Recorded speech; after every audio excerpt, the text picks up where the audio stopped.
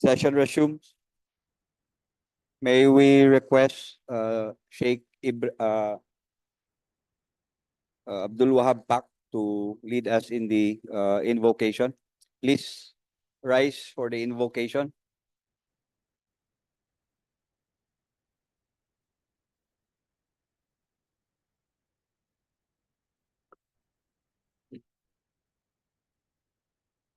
Bismillahirrahmanirrahim. Allahumma salli wa sallim ala Sayyidina Muhammad wa ala alihi wa sahbihi ajma'in. Allahumma inna nas'aluka min kulli khair ma sa'alaka minhu nabiyyuka wa habibuka Muhammadin sallallahu alaihi wasallam wa nasta'idzu bika min kulli syarr ma sta'azaka minhu nabiyyuka wa habibuka Muhammadin sallallahu alaihi wasallam. Allahumma inna nas'aluka an tu'izzana wa tansura al-muslimina fi kulli makan wa an tu'aliya bi fadlika kalimatal haqqi wad din wa an tashmala bi inayatika wa ri'ayatika wa himayatak إخوان المجاهدين في فلسطين وفي كل مكان. ربنا افرغ علينا صبرا وثبت أقدامنا وانصرنا على القوم الكافرين والحمد لله رب العالمين.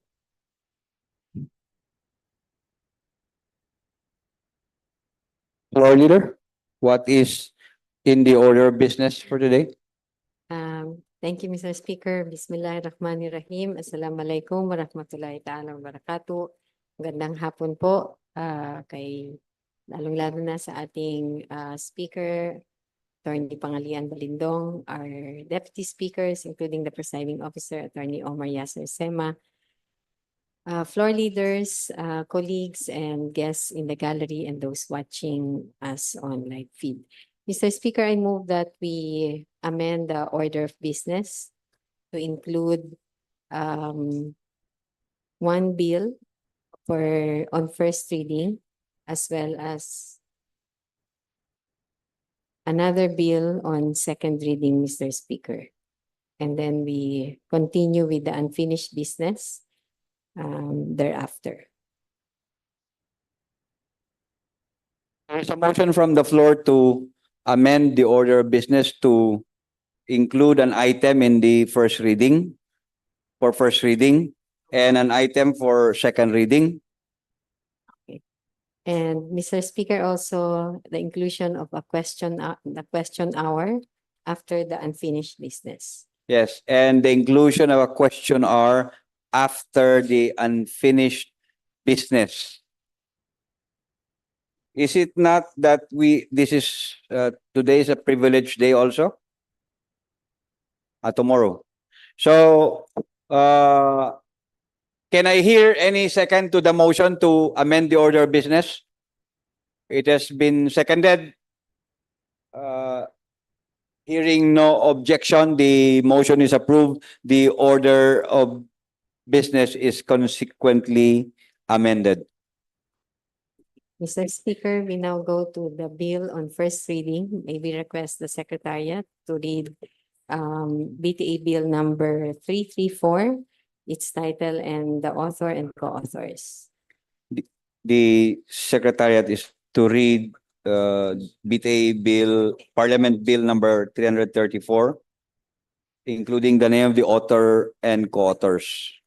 BTA Parliament Bill number 334, entitled An Act Declaring the First 7 Days of Shawwal as Mental Wellness and Family Week in the Bangsamoro Autonomous Region in Muslim Mindanao, providing appropriations therefore and for other purposes.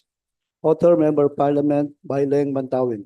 Co-authors, Members of Parliament, Mary Ann Arnado, Shah Ilayha Dumama Alba, Aida Silongan, Paintan Nabatuan, Susana Nayatin, Siti Pahani Oyoyot, Jamila Ramos, Muhammad Kelly Antaw, Tawakal Mitimbang, Basir Utu, Mujib Abu, Suaib Oranon, Mosber Alauden, Suarto Ismael, Abdullah Hasim, Nabila Margarita Pangandaman, Amrosi Makatanong, and Abdulaziz Aminoden. Mr. Speaker, we now move to the bill on second reading. Again, we would like to request the Secretariat to read BTA Bill number 240, its title, author, and co-authors. The Secretariat is again directed to read BTA Parliament Bill number 240, including the name of the authors and co-authors. BTA Parliament Bill number 240 entitled An Act instituting the schedule of submission of the proposed Bangsamoro Budget Expenditure Program, increasing budget transparency and participation, and for other purposes. Authors, members of Parliament Amir Bahar Mawalil, Rasol Mitmug Jr., and Ashok Mastura.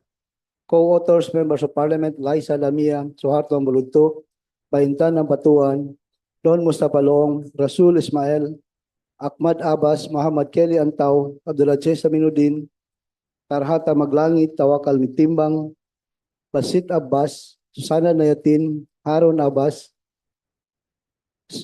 Hatimil Hasan, Romeo Sema, Muslimin Jakilan, Hussein Munoz, Ali Salik, and Faisal Karun. Mr. Speaker, I move that we recognize MP Amil Bahar Mawalil, one of the principal authors of BTA Bill number 240, to give us his authorship speech. The gentleman from tawi-tawi is recognized. Mr. Speaker, thank you. Just a brief sponsorship speech. As you can glean from the title of the proposed measure. But I'd just like to note some few points in the proposed legislation. Assalamualaikum warahmatullahi ta'ala wabarakatuh. Mr. Speaker, the proposed legislative measure of utmost importance aims to establish a schedule for submitting the proposed expenditure program for the Bangsamoro Autonomous Region in Muslim Mindanao. Mr. Speaker, I'd like to highlight three points. This legislative measure aims to achieve the following objectives. Number one, Mr. Speaker, is to standardize the schedule. The proposed legislation sets a fixed and consistent timetable for submitting the proposed expenditure program, ensuring it is prepared and submitted on time. Number two, Mr. Speaker, enhance transparency and accountability by instituting a schedule. The measure promotes transparency in the budgetary process, allowing stakeholders, including the public, sufficient time to review and provide feedback on the proposed expenditure program. And lastly, Mr. Speaker, improve efficiency and planning. The establishment of a schedule enables the Bangsamoro government to streamline its budgetary processes. This allows for better coordination with the national government and facilitates effective planning, resulting in the efficient allocation of resources and improved service delivery to the constituents of BARM. With this, my esteemed colleagues, Mr. Speaker, I seek approval for this measure. Thank you very much. Mr. Speaker, I move that we refer BTA Bill number 240 to the Committee on Finance and Budget and Management. The floor is moving that we refer BTA Parliament Bill number 240 to the Committee on Finance, Budget and Management. It has been seconded. There, hearing no objection, the motion is approved. Floor leader. Mr. Speaker, next in our order of business is the unfinished business, specifically for committee report number 77. Considering that this is just the period of amendments, Mr. Speaker, I think we can proceed. Even if I act as the proponent for the committee report, we do not have interpellators anyway. We have predetermined those who have submitted the proposed amendments, Mr. Speaker. Yeah, I don't know if this is allowed under the rules that we don't have an actual floor leader, but we have an actual deputy floor leader who is at the same time the proponent of this proposed measure under the period of amendment. Unless there is no objection on this matter, we will we will take cognizance of this issue and allow the deputy floor leader, who is the proponent, to act as both floor leader and proponent to the proponent of the pending measure. No objection? Hearing none, we will proceed.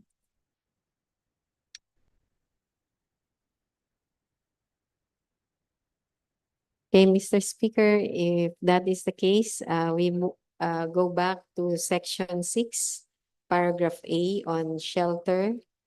We have attempted to consolidate the proposed amendments coming from MPs Ampatuan and Ramos, and this is now how it looks. Is it number 2? Number 2? 3? 2. 2. Okay, so it reads this way: shelter with proper sanitation, electricity, and water facilities, including selection of proper location of the shelters. And then there's an introduction of the proposed amendments coming from MP Ramos, which we accept with modification. So that it reads, and provision for culturally sensitive and safe spaces for children, comma, and women and girls, provided that shelters are dignified, adequate, safe, and compliant with regional and national standards. The latter part, Mr. Speaker, comes from the proposed amendments of MP Ampatuan, which we accept with modification. And then we go to the next paragraph. Take note, it was accepted with modification. Yes, Mr. Speaker. We go to a new paragraph, which is proposed by MP Ramos. It reads this way: in this context, safe spaces refer to environments, both physical and social, where children, comma, and women and girls can feel secure, comma, respected, comma, dignified, comma, and free from violence, comma, harassment, comma, exploitation, discrimination, and embarrassment. We have accepted the proposed amendments, Mr. Speaker. And then Take note, it was accepted. And then there's a last paragraph, Mr. Speaker, where there's a proposed amendment coming from MP Ampatuan, where the word households is changed to houses, so that it reads, with regard to the provision of proper shelter under item 2 above, the competent authorities of the Bangsamoro government and the LGU shall ensure that alternative locations, including privately owned lots or houses, are identified and made available as alternate shelter for IDPs whenever designated evacuation centers or camps become full or exceed normal capacities, Mr. Speaker.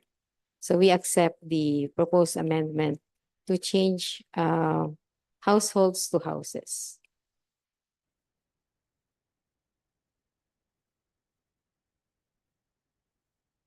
Secretariat, it was accepted.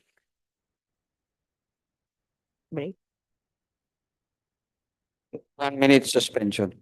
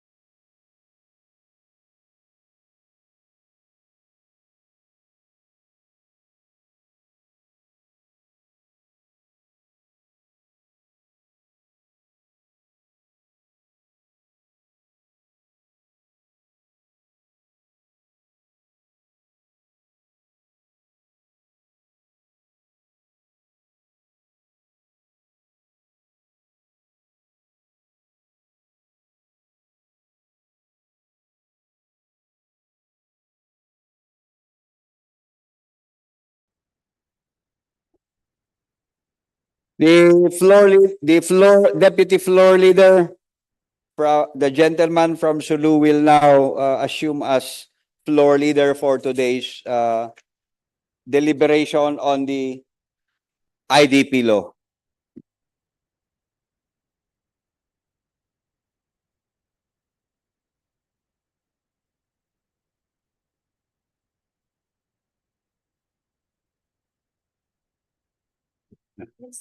Okay, Mr. Speaker, before we suspended session, we are in the period of amendment for purposes of the IDP law. So we just want to recall to the floor the Minister of the Ministry of Social Services and Development, the lead author here, and Deputy Speaker Raisa Jure, and invite MP Ampatuan to continue his amendments.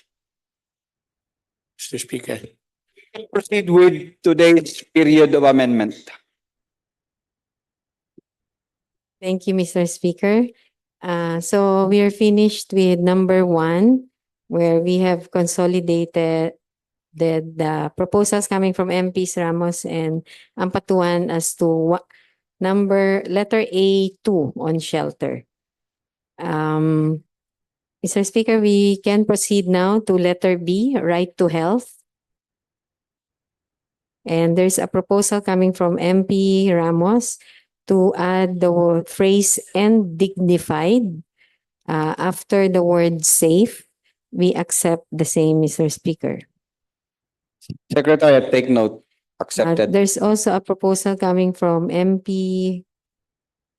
Okay, we will go back to that, but still with MP Ramos, there's a proposal to add a new paragraph as the last paragraph on this matter to read this way: for the purposes of this act, maybe the act should be capital A. Minimum Initial Service Package, MISP, refers to a coordinated set of priority activities to be implemented at the onset of an emergency to prevent excess morbidity and mortality, particularly among women and girls. Mr. Speaker, well,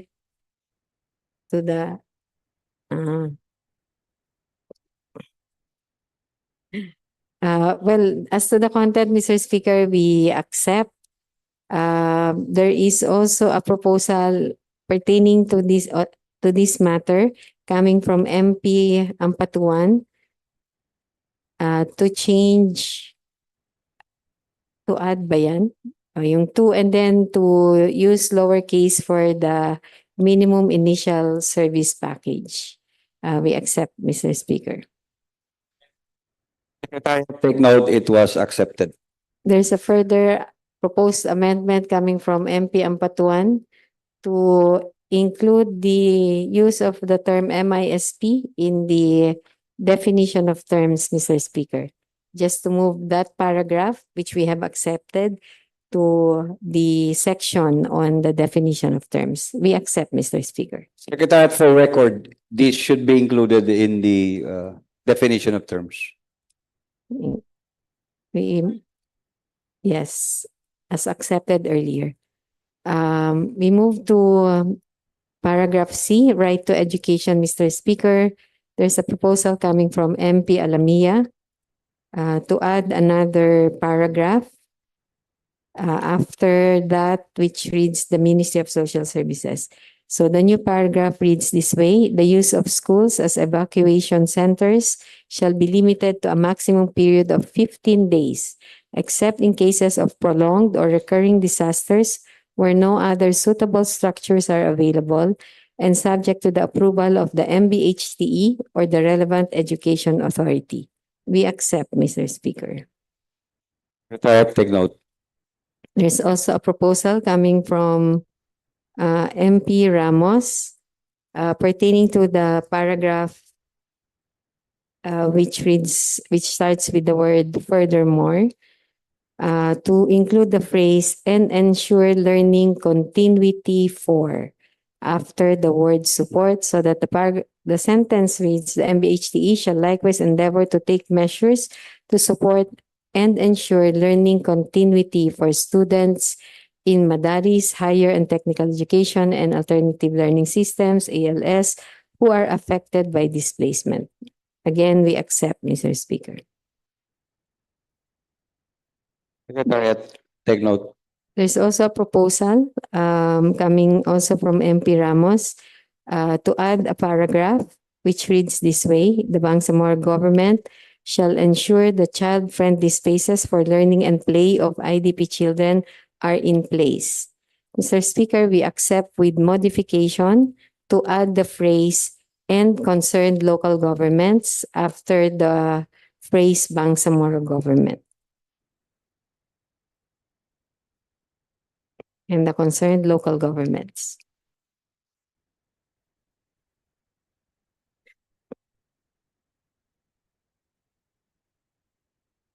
Mr. Speaker, we propose that this paragraph be located after the paragraph which starts with furthermore.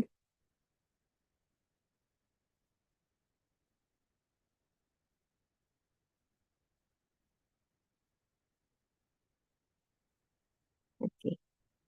Secretariat, take note of the placing And then after for the record. that paragraph with the Ministry of Social Services will be the amendment coming from MP Alamia, which we accepted earlier. Yung sa taas. Anyway, okay, meron pa po. On the same matter, right to education, for the first paragraph, there are proposed amendments coming from MP Ampatuan. The first would be to add the phrase "and ensure continued." Mr. Speaker, we do not accept. Kasi the children shall receive and ensure continued. Parang may mali. But for the next sentence, the Ministry of Social Services and Development, MSSD, and so there's an insertion of MSSD. We accept, Mr. Speaker. And then there's a proposal to add early education. We accept, Mr. Speaker.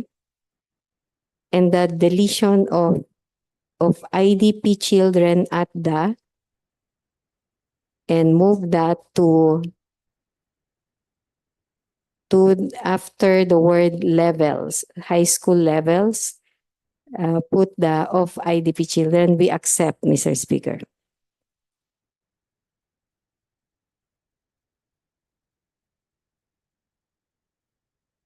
Also, there's a proposal, Mr. Speaker, to delete under the phrase "under the circumstances." We accept. And add another sentence which reads this way: the Bangsamoro government shall ensure that child-friendly spaces that can be used as temporary learning and play area for IDP children shall be in place. Mr. Speaker, I think this is similar or the same as the one we accepted from MP Ramos.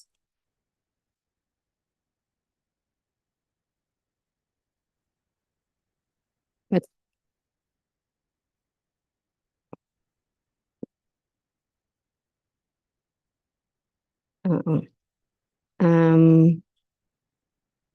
so, Mr. Speaker, considering it's a similar sentence, and it is both proposed by MPs Ramos and Ampatuan, I think we can put it here, considering that we're talking about the continuation of learning interventions for young children. So yung inaccept po kanina, dito na lang po siya. So it's accepted and then yung kaninang inaccept, yan, with the amendment of putting "and local governments" after the Bangsamoro government. Hindi, okay na yun. Same paragraph. "And local governments." And yes.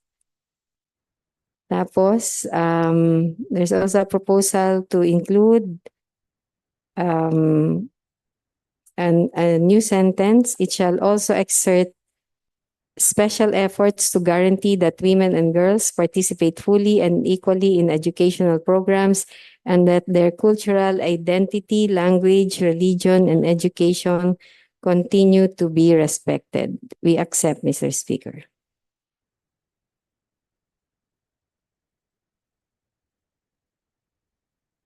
And then as to that last paragraph, to use the acronym of MSSD rather than its full name, we accept, Mr. Speaker.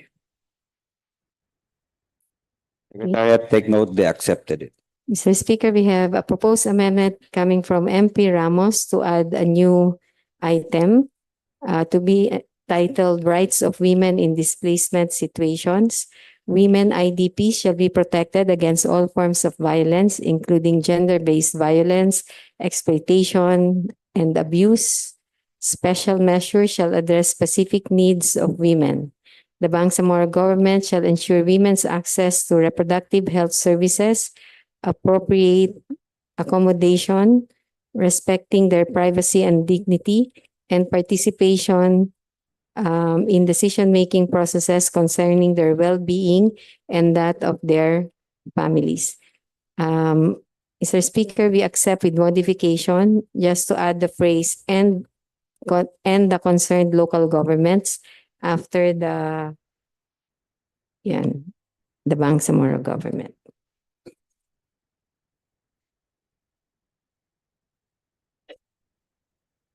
Governments. Okay. Mr. Speaker, there's another proposal coming from MP Ramos to include one other item, rights of children in displacement situations. Children, as particularly vulnerable individuals in situations of displacement, shall have the right to special protection and care. The Bangsamoro government, in cooperation with relevant agencies and organizations, shall ensure measures are taken to protect children from all forms of abuse, neglect, exploitation, and violence. Efforts shall be made to preserve family unity and facilitate prompt reunification when separation occurs. Children shall be provided with safe environments that support their education, development, and access to essential health and nutrition services. Specific safeguards shall be in place to prevent recruitment into armed forces or groups and to ensure their legal status and documentation. Additionally, children shall have the right to participate and express their views on matters affecting them, with appropriate consideration given to their age, maturity, and evolving capacity. These rights shall be upheld alongside those outlined elsewhere in this Act, affirming the commitment to the welfare, protection, and development of children during and after displacement.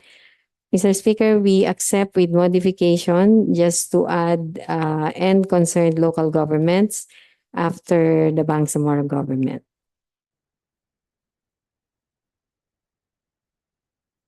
You accept the proposed amendment? With amendments, with modification, Mr. Speaker. Come again? With modification, With- just to add the phrase and the concerned local governments. Secretariat, accepted with modification. Mr. Speaker, there's a proposal to add another right coming from MP Ramos, right to livelihood. IDP shall have the right to access livelihood opportunities and support systems to enhance their economic self-sufficiency and resilience. The Bangsamoro government shall facilitate access to training, employment opportunities, and income-generating activities, including providing necessary resources to rebuild livelihoods disrupted by displacement. Mr. Speaker, we accept with modification. First is to include in the title, after livelihood, to add and/or employment.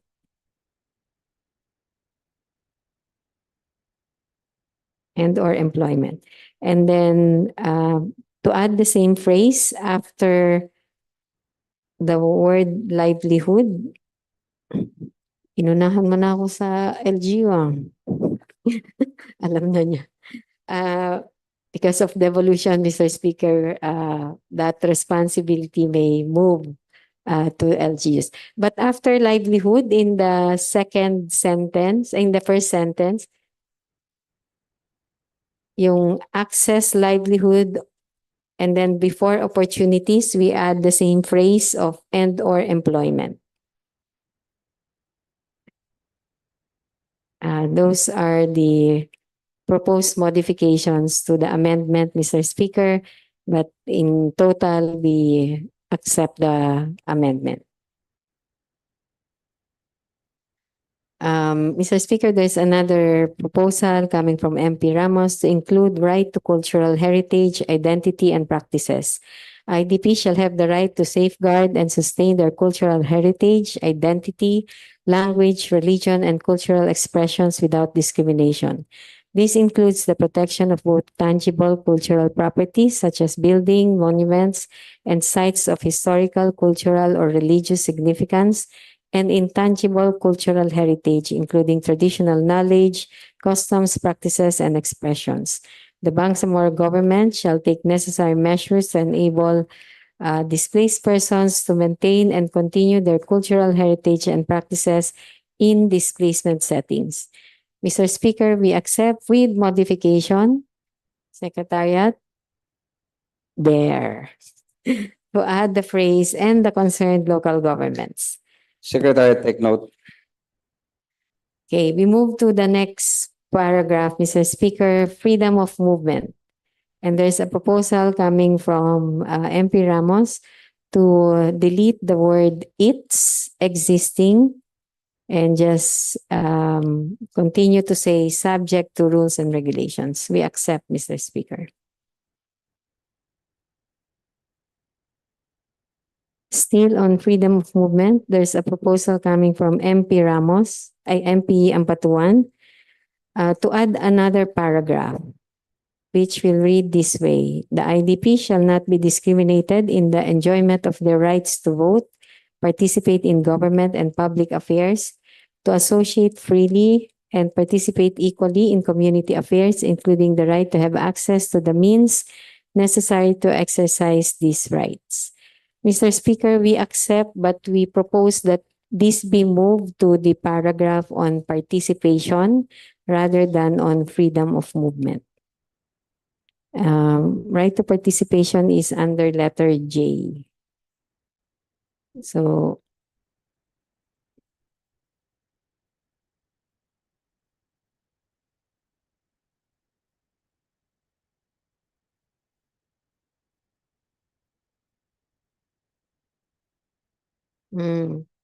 so we can go back to that. Yan. Anyway, yan yung participation.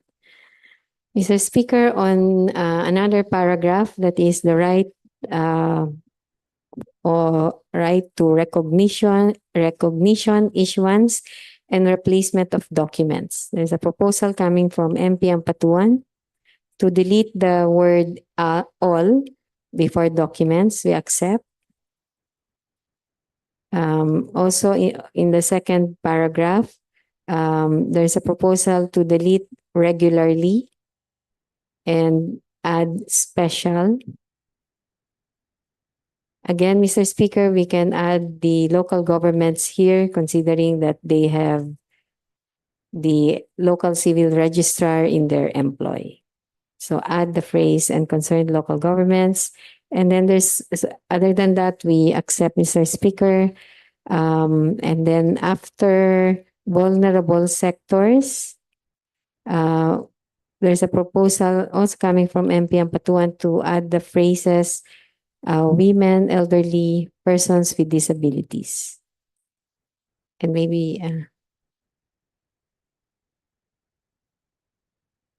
okay, we accept, Mr. Speaker. Secretary, take note.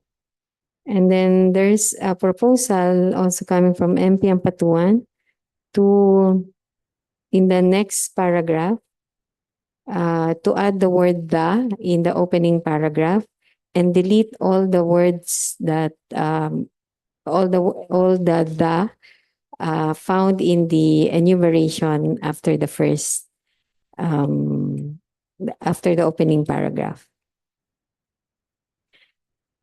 We propose, Mr.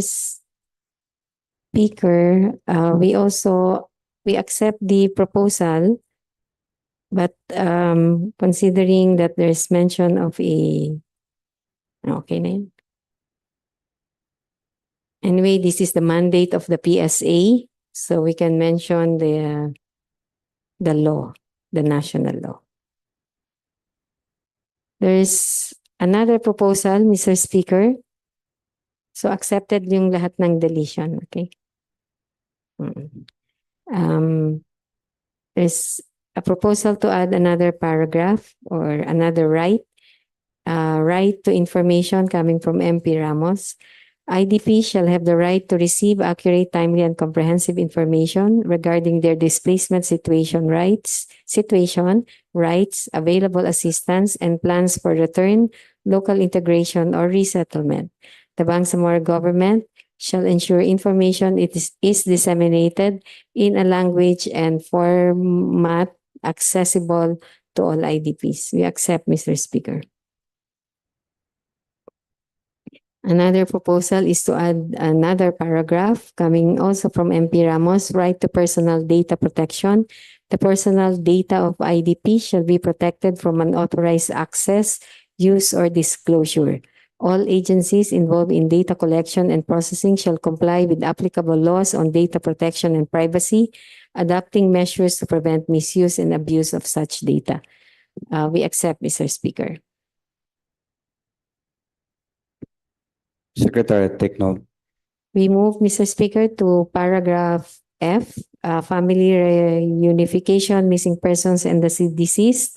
There's a proposal coming from MP Alamia to add another sentence in the third paragraph.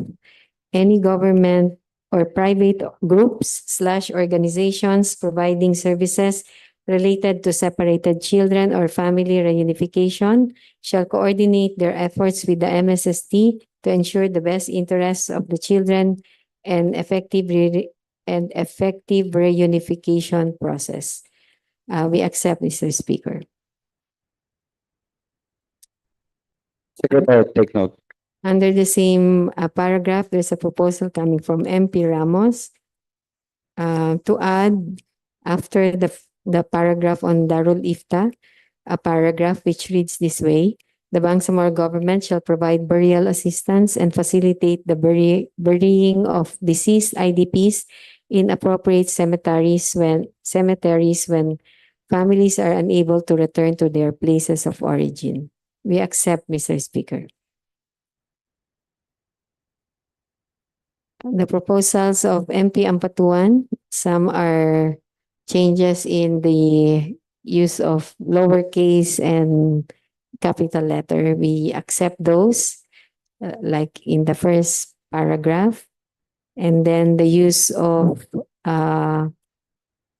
Police Regional Office, Bangsamoro Autonomous Region, instead of BARM, Police Regional Office. We accept, Mr. Speaker. And then there's a proposal from MP Ampatuan to add the word fatwa before or religious edicts. We accept, Mr. Speaker.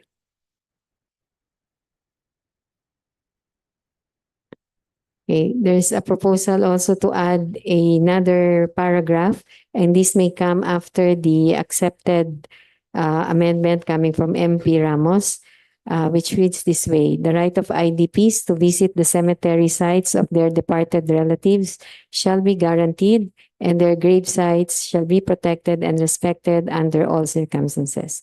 We accept, Mr. Speaker. Okay, we now go to the item on property and possessions. There's a proposal coming from MP Ampatuan to reorganize the paragraph so that there's a clear enumeration of the rights under this item. But there is no new item, no? It's just a format amendment. We accept, Mr. Speaker. Secretary, take note. And then as to the last paragraph, to change the lowercase of N in national and to add S in the governments, we accept, Mr. Speaker. We now go to the housing, land, and property. Wala naman yun, no? Oxford Common. Sorry. Use of Oxford Common. Okay. I think it's in the original. Parang wala. Ah, Mm, I don't know. Anyway, Anyway. we want to have that comma there. And then the use of the NO number before 49, we accept. The Okay na, capitalization. Yan. Okay din yan. And then yung capital letters for national government, we're okay. As to paragraph 2, to use the acronym of MIPA instead of spelling out Ministry of Indigenous Peoples Affairs. And then to take out the acronym of IP, we accept, Mr. Speaker. And then for the third paragraph, to take out the word the before such. Doon ba? Saan na ba tayo? Ayun, no? Sorry, hindi na-highlight. Anong section Yung tayo? paragraph 3, sige, 1, 2, 3. Sa fourth line, merong such, pero alisin yung the. Incident to such investigation. And then to change 21 to 19, we accept, but the caveat that we will have to check all the numbering after we finish all the amendments. That is all for that section or that item.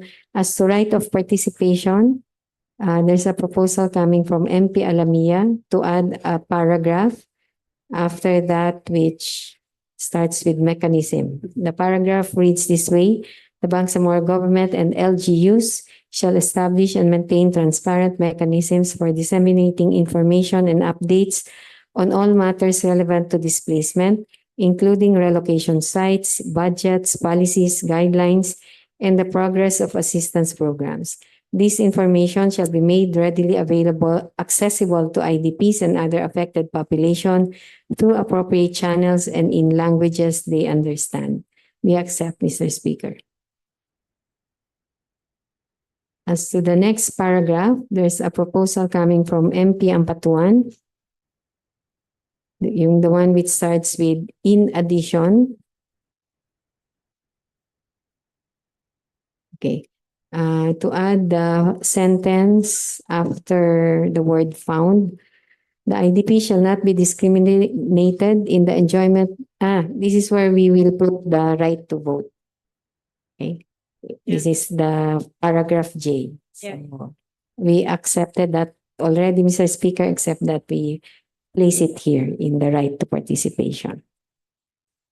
Okay.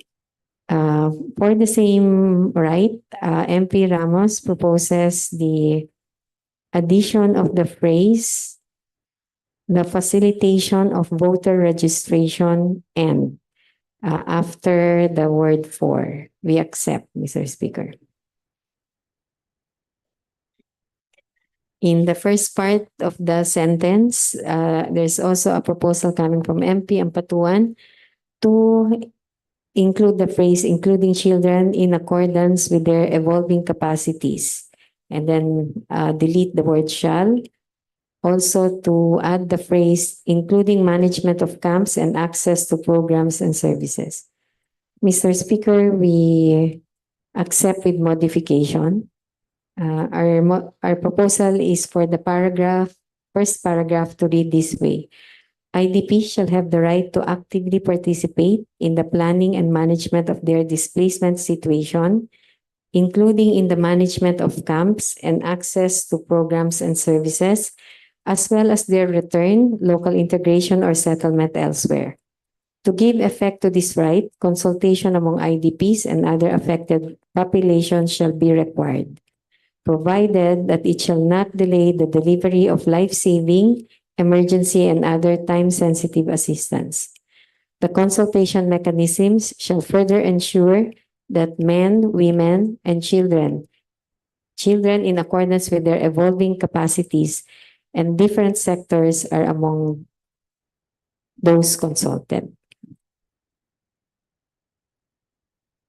with their evolving capacities, comma.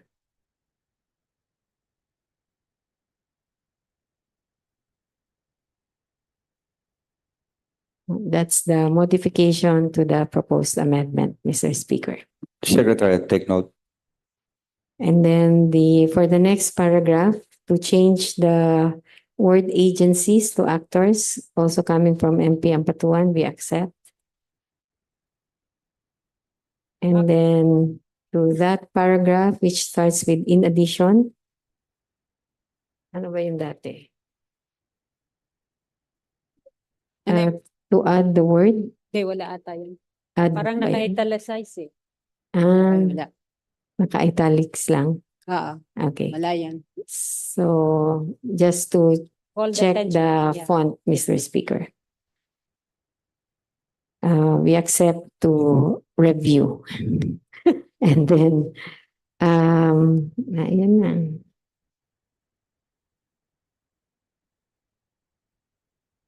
Right.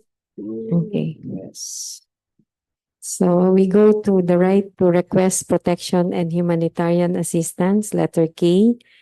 There's a proposal to add the word making after persecuted, and then delete the word acts and add the phrase request for protection or assistance so that it reads, IDP shall have the right to request for protection and humanitarian assistance from national, regional, or local authorities and other humanitarian actors. They shall not be punished or persecuted for making such requests for protection assistance. Accepted, Mr. Speaker. And then there's a proposal coming from MP Ramos to add a new paragraph. Such other rights guaranteed under international law and conventions and laws enacted by national and Bangsamoro governments. We accept with modification, Mr. Speaker, so that the paragraph will read this way. Such other rights guaranteed under national law and conventions and national and regional laws.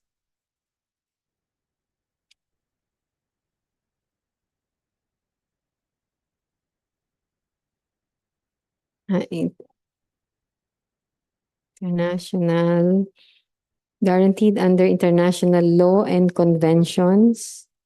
Hindi, walang national. International lang.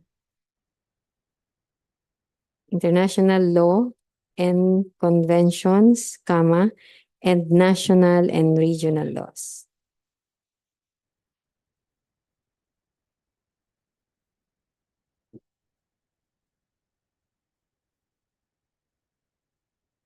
Laws. And regional laws, period.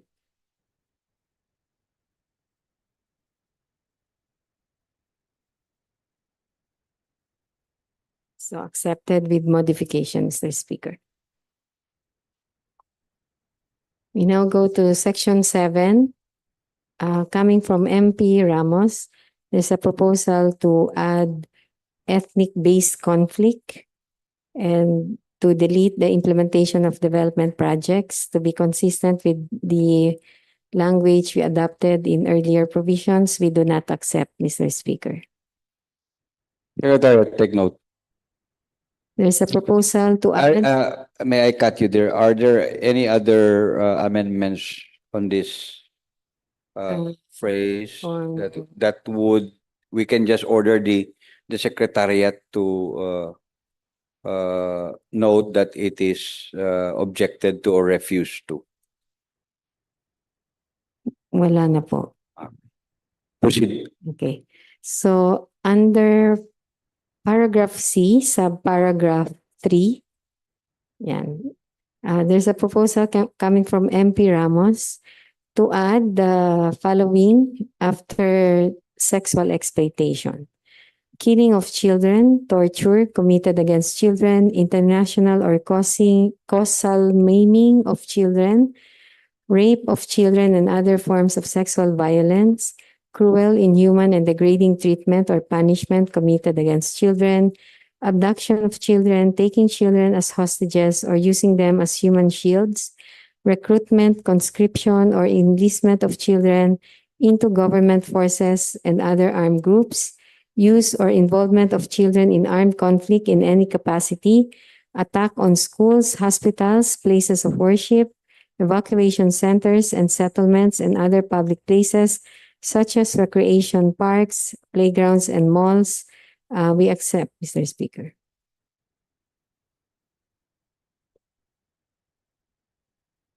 Under the first paragraph of Section 7, there's a proposal coming from MP Ampatuan. Ay, hindi pa pala, sorry. Tama. Just to change some words, I think, or the use of capital letter, we accept, and to use italics for the word Sharia. We accept, Mr. Speaker. As to the second paragraph after the enumeration, there's a proposal to use number 1 and 3 and to add and punishable by law. Sa baba na po after enumeration. Yan. We accept. And then to use the acronym of MSSD in paragraph D and to use Bangsamoro government rather than regional government, we accept, Mr. Speaker. On Section 8, Mr. Speaker, there's a proposal coming from MP Ampatuan to add the word immediate before the word assistance in the title. And then to add the phrase through the MSSD, Ministry of the Interior and Local Government, MILG, Ministry of Health, and other concerned agencies, as well as the constituent LGUs. We accept. Let's just put the word the after, before interior.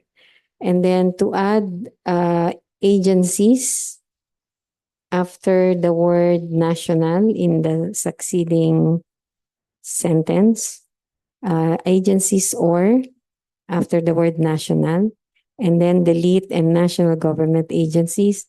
We accept, Mr. Speaker. In the 2 paragraphs down, there's a proposal coming from MP Ampatuan to add, no? The MSSD shall include in its regular programs a reasonable financial assistance for the purpose of facilitating the return, local integration, or resettlement elsewhere of IDPs. Mr. Speaker, we accept with modification so that it reads this way. The MSSD shall include in its regular program a reasonable financial assistance, because it has to be a program, shall include in its budget. Okay, anyway, it reads this way for now. Shall include in its regular programs a reasonable financial assistance program. Just to add the word program after financial assistance. Okay. And then there's a proposal to delete the phrase, so when national government forces took an active role in the armed conflict that brought about the displacement. And to change it with, if the displacement is a result of government law enforcement operations, we accept, Mr. Speaker. Okay. For Section 9, there's a proposal to change it to Section 10, but we will check so we'll check all the numbering. later. That goes for section 9, section 10. But for section 10, there's a proposal coming from MP Alamia for the second paragraph to read this way. To ensure informed and empowered decision-making, the authority shall respect and facilitate the free and informed choices of IDPs, providing them with comprehensive information about the available options and prevailing conditions in each location. This process shall include, and then it goes on to the prior consultations. And then to add the phrase, chosen durable solution after the word there. We accept, Mr. Speaker. For the same paragraph, there's a proposal coming from MP Ampatuan to check the reference to section 6J and then to use Bangsamoro Autonomous Region instead of BARM.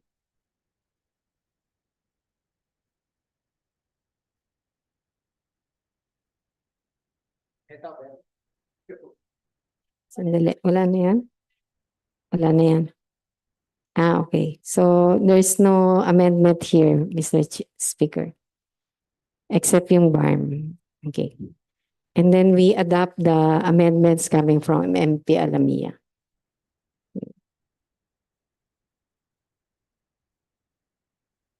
So I guess with the approval or acceptance of the amendments coming from MP Alamia, there will no longer be any reference to the Bangsamoro Autonomous Region. Okay, because we have changed the whole paragraph. And then the succeeding paragraph, Mr. Speaker, there's a proposal coming from MP Alamia. The Bangsamoro Authority shall establish clear time frames and benchmarks for the implementation of each durable solution, ensuring that actions are both timely and effective. Regular monitoring and evaluation mechanisms shall likewise be instituted to track progress, identify any challenges or gaps, and facilitate adaptive management. Mr. Speaker, I think the proposal is to change the whole paragraph in the committee amended version and to use this instead. We accept, Mr. Speaker. Secretariat, take note. There's a proposal coming from, ano bang naman yan? Parang, but we already accepted the changing the whole paragraph with the one proposed by MP Alamia, Mr. Speaker. And it goes on, no? After the opening paragraph, there's an enumeration of the choices of IDPs. One is return. This is where the original paragraph will fit in. So return, the Bangsamoro government and LGUs shall facilitate the voluntary, safe, and dignified return of IDPs to their places of origin or habitual residence.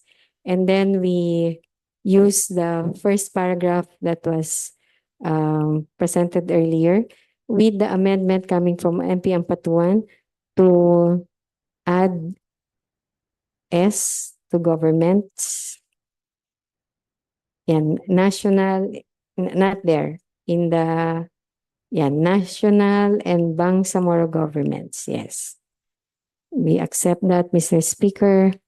There's also a proposal. This is coming from another paragraph, but we put it here under return.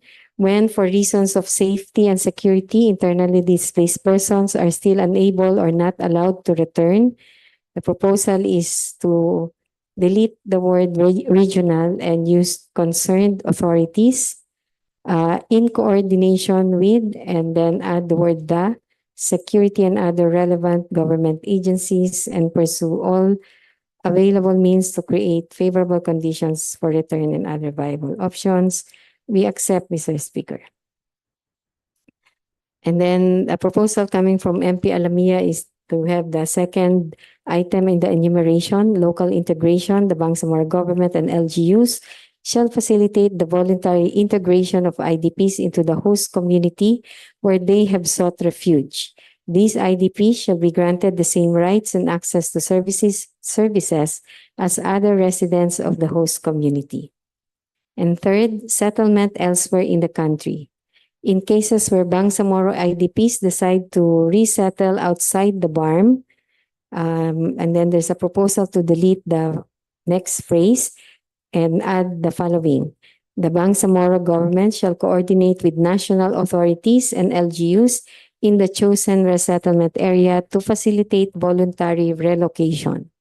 The Bangsamoro government shall ensure that these IDPs receive the necessary support and assistance to successfully integrate into their new communities. We accept, Mr. Speaker. Mr. Speaker, baka lang nalito yung yung doon sa when for reasons of safety, yan, accepted without modification. Tanggalin mo yung modification Okay. para lang tama yung documentation. And then, so the next. Take note of the of those approved amendments. Okay. Let's go to section 11, which MP Ampatuan proposes to move from chapter 4 to chapter 2.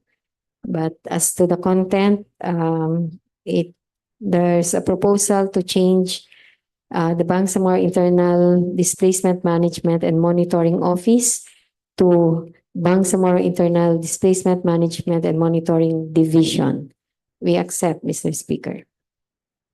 And then to delete the phrase implementation and then add the word necessary before the word guidelines. We accept, Mr. Speaker.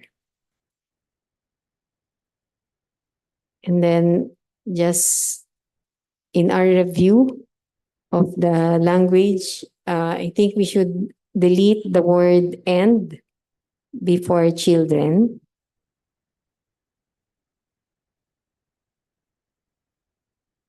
Women, comma, and then delete the word "and." Proceed with children, elderly, and persons with disabilities. With those amendments, with the correction just made now and the proposed amendments that were accepted coming from MP Ampatuan, we move on to the second paragraph.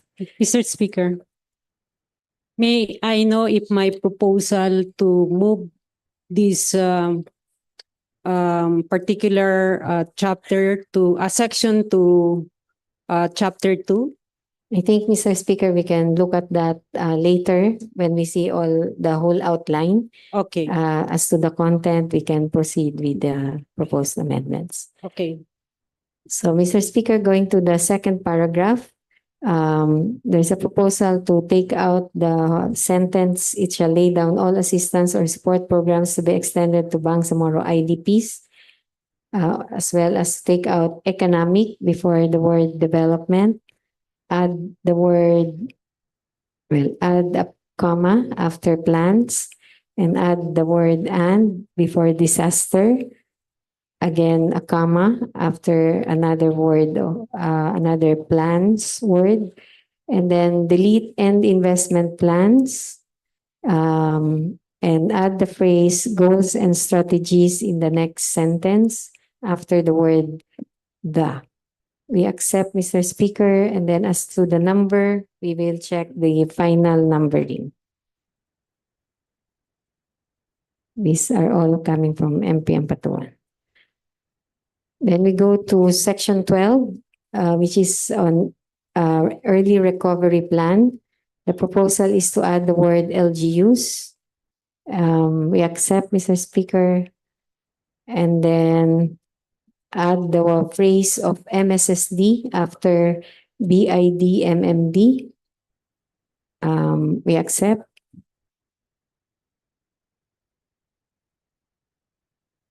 And then the phrase "including children," we do not accept, Mr. Speaker, but we have a proposal to rephrase the succeeding paragraph to include children.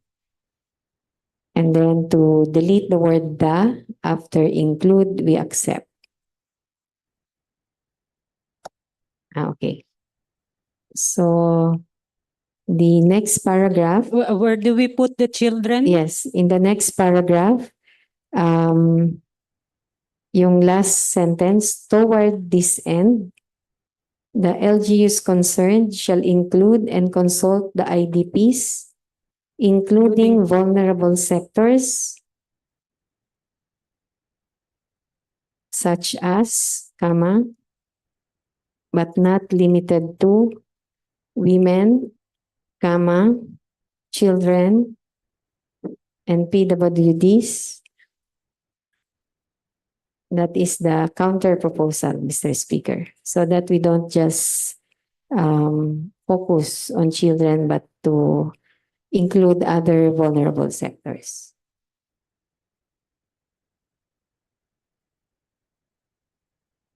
In IDP, including vulnerable such as, but not limited to women, comma, children, comma, and PWDs, comma.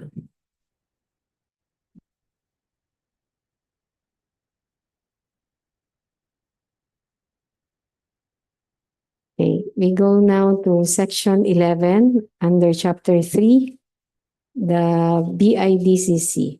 There are several proposals, Mr. Speaker, coming from MP Alamia, MP Ramos, and MP Ampatuan.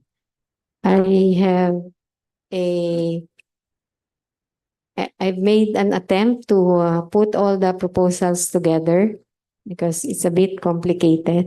We will now ask the Secretariat to open the file showing the attempt to consolidate all the proposed amendments.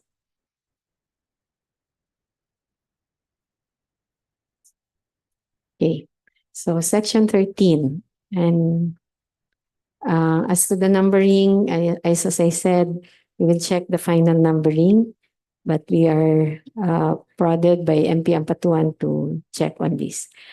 And then there's a proposal to say that the council members are not just the ministry, the institution, but the ministers and heads of the offices. This comes from MP Ampatuan and we accept. There's a proposal also to add MPW coming from MP Ampatuan, we accept. MAFAR, we accept. MOST coming from MPs Ampatuan and Ramos, we accept. And then for MIPA, there's a proposal to rethink whether they should be in the regular council or if they can be called upon to participate when the displacement affects non-Moro indigenous peoples. And we have accepted that, and there's a proposed language for that below. Okay. But moving forward, there's a proposal coming from MP Ramos to include Bangsamoro Youth Commission. We accept. Coming from MP Ampatuan, the inclusion of Cooperative and Social Enterprise Authority, we accept. To add the acronym for Bangsamoro Darul Ifta, BDI, we accept. And then the same proposal pertaining to the Office for Settler Communities, there's a proposed language for that later. And then there's a proposal to change, not to say that representatives of concerned LGUs, but not to identify all the LGUs. Meaning, from what I understand, they will be called upon to participate when and if the displacement occurs in their province or where the IDPs are from their province. Okay, we accept. And then here, can we go down? There are several permutations in the representatives coming from IDPs and CSOs. So one is to divide the original four to 2 and 2. 2 for IDPs themselves, which we accept. And then the other 2 will come from CSOs. And there's a proposal to identify where they come from. Okay, 1 should be from the mainland and 1 from the island provinces. We accept, but with, I think, a change in language later. Okay, wait. We'll just go down later na lang, ha? Kasi, and then coming from MP Ramos, it's 4 representatives from CSOs as observers, 2 of whom shall be representatives of women and children. So my proposal, Mr. Speaker, is to accept it in this manner. 2 representatives from civil society organizations or CSOs, 1 of which shall be from the mainland and the other from the island provinces, provided that the women and children sectors are represented. Okay, so there's a geographical distribution, but there's also a sectoral distribution. As to the okay, so yun na po yun, no? 2. And then 1 representative from the private sector. Nasaan na yun? Can you go up? Balik tayo. And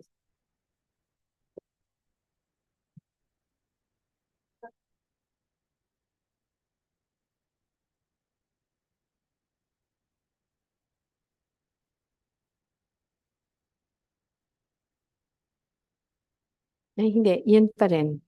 The same document.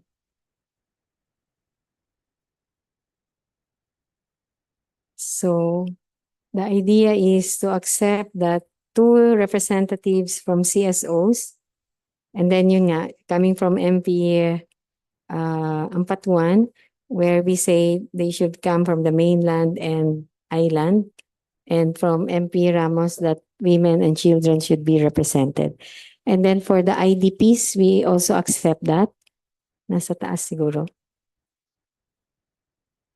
So 2 and then another 2 IDPs po yun sa taas.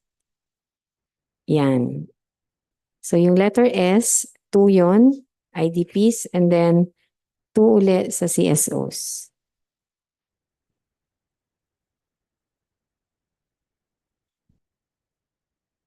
Hindi, wag mo nang, okay na yan. Kasi may accepted sa taas, and then yung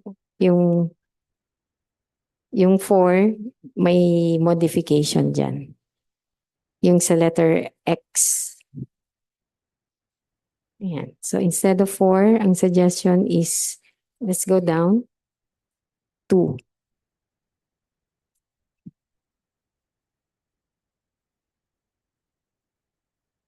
Or, sorry, yung provided that women and children sector are represented should be in another paragraph.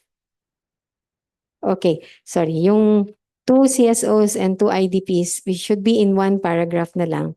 And then yung provided will also appear in the same paragraph so that the women and children may come from the IDPs or from the CSOs. Okay. Sige, ayusin na lang natin mamaya. But it's 1 paragraph, 2 representatives from internally displaced persons and 2 representatives from civil society organizations, 1 of which shall come from the mainland and the other from the island provinces, provided that women and children sectors shall be represented. Okay. Okay. Can we go down? Meron pa bang paragraph dyan? Wala na, no? Ayan. The Ministry of Indigenous Peoples Affairs, or maybe you can say MIPA, sorry, and the head of the Office of Settler Community shall likewise be included when the displacement includes non-Moro IPs and settlers respectively. Okay. Yun po ang proposed amendments with some modifications, Mr. Speaker. So we now go to the next section. BIDCC composition. As to section 14, powers and functions of the council. Nga. Lapit na tayo, please.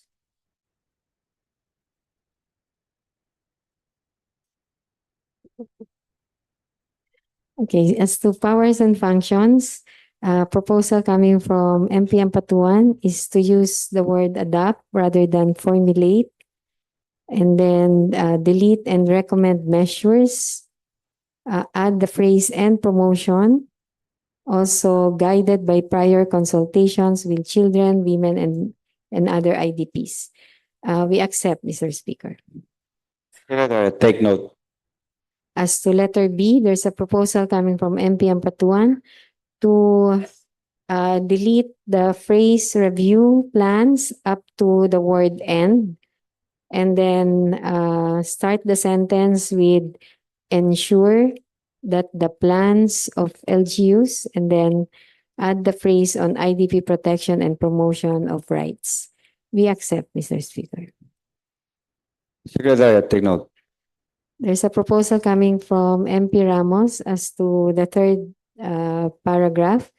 Rather than coordinate and resolve issues, to use this language. Facilitate the coordination among relevant agencies and stakeholders to address issues related to internal displacement and IDPs, and recommend appropriate actions to resolve such issues through existing government mechanisms and in accordance with applicable laws and regulations.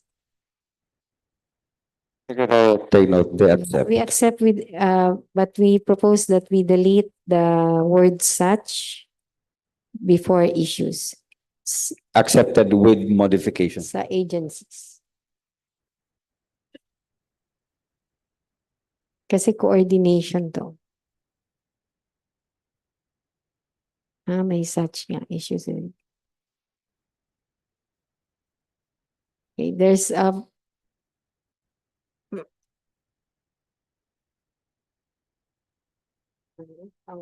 okay na yung such, sorry.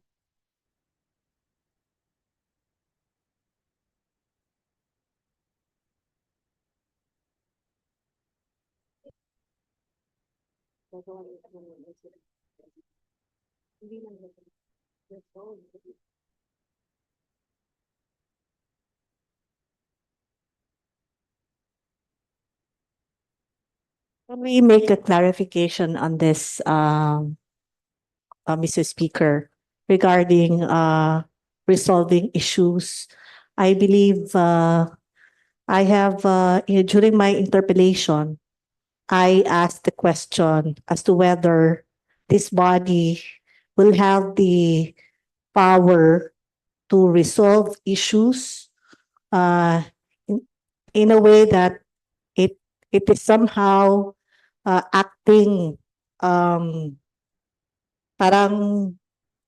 what do you call this? Oh yeah, I was asking about the quasi-judicial function of the body, and the proponent said that it doesn't have that power, and during the period of amendment, I can propose to to improve or enhance the language, hence this proposal, Mr. Speaker. So Mr. Speaker, the question is where does the BIDCC submit the recommendation to the different agencies? Kasi recommend appropriate action. I believe, Mr. Speaker, the recommendation will be forwarded to the concerned ministries, Mr. Speaker. Okay. Sige, Mr. Speaker, we move on to parang wala naman yung efforts. Letter E, just to check on the use of capital letter for government, we accept. And then for letter F, to add the phrase including children, we accept with modification to say including women, comma, children, comma, and other vulnerable sectors.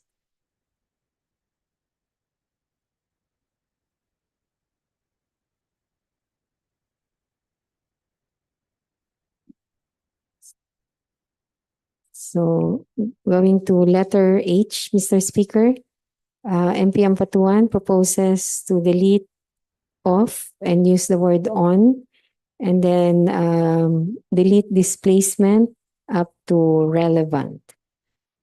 Okay, so that it reads, submit an annual report to the Chief Minister on the level and extent of compliance with this act. Such report shall be included in the order of business in capital letter for O and B. We accept, Mr. Speaker. For section 15, local internal displacement councils. There's a proposal coming from MP Ampatuan to add the phrase autonomous region after the word Bangsamoro. We accept, and to use and to add number NO for 49. And then to add a sentence, to add the sentence, IDPs, CSOs, and private sector shall also be represented in the Internal Displacement Coordinating Council. And it should be LIDCs, not LDICs, as members. We accept, Mr. Speaker. There's a proposal. Take note. There's a proposal to add in another paragraph, the Bangsamoro Internal Displacement Management and Monitoring Division instead of office. And created under section whatever of this act shall serve as the secretariat of the LDCs.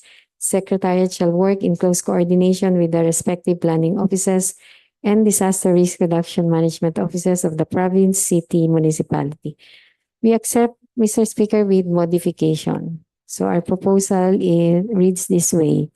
The Bangsamoro Internal Displacement Management and Monitoring Division of the MSSD created under section whatever of this act shall work closely with the LIDCs and provide them with technical assistance in the formulation, implementation, and monitoring of the local internal displacement plans. It will not be the secretariat for the local LIDCs, but will be a secretariat of the BIDCC. However, it will provide technical assistance to LIDCs and shall monitor their work. Ulit, so division of MSSD created under section 16 of this act shall work closely with the LIDCs and provide them with technical assistance in the formulation, implementation, and monitoring of the local internal displacement plans.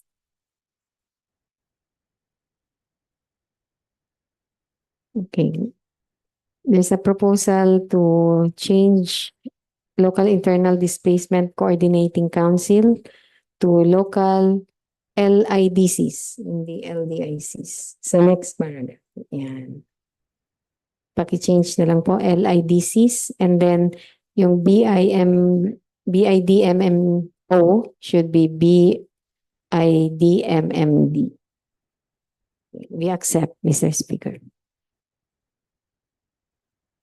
Okay, on section 16, Bangsamoro Internal Displacement, ito ba ang title, no?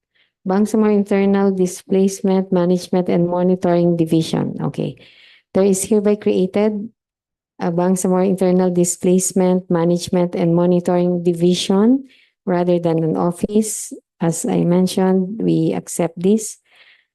And then under the programs and operations service of the MSSD, we accept as well. Secretary, take note. And changing the word, the letter O to D, we accept.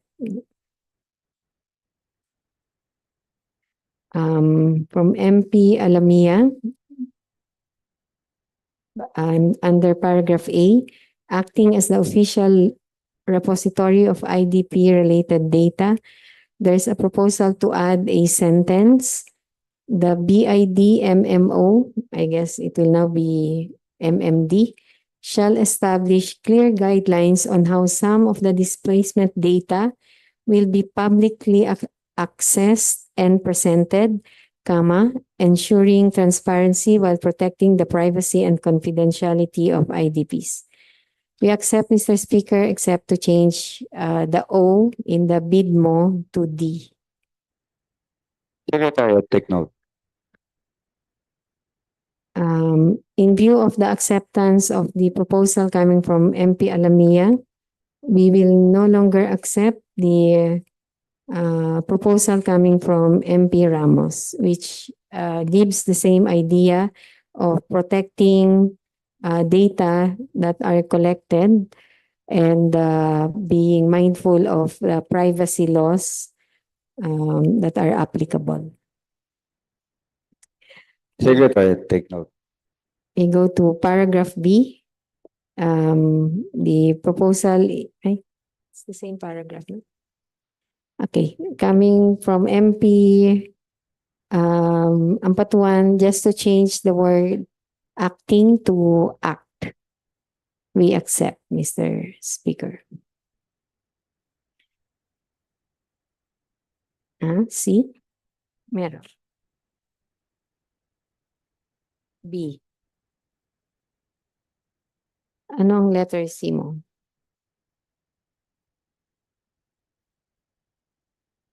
Okay.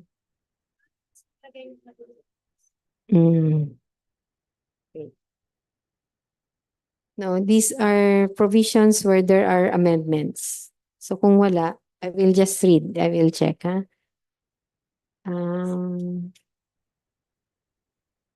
BIDCC, BIDM. Okay, letter C. There's a proposal coming from MP Ampatuan, but it is not, there it is.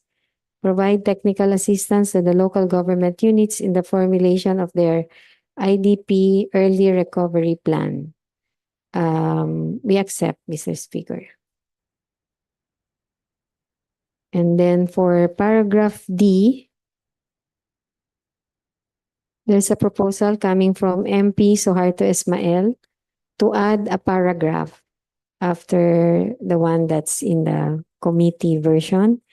In order for the Bangsamoro government to have a comprehensive, accurate, and updated set of data on IDPs, the MSSD shall develop an IDP profiling system that shall be used by all the ministries, offices, and agencies, and the constituent LGUs of the Bangsamoro Autonomous Region, to be consistent, in tracking the assistance received by the IDPs. Other stakeholders, such as the national government and humanitarian groups, may likewise use the same system. While access may be granted to the national government and humanitarian organizations, the MSSD shall retain exclusive authority over the management and protection of the data. We accept, Mr. Speaker. Secretary, take note.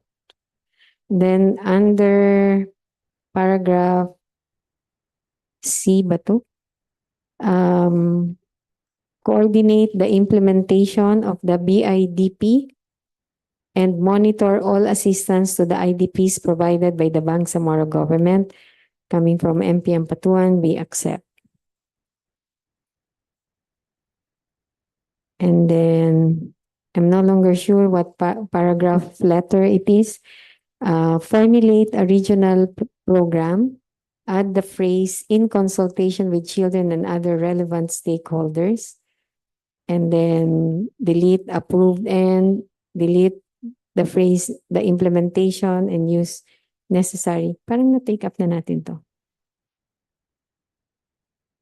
So this is letter A. Hindi, act as the official repository to. Ang A.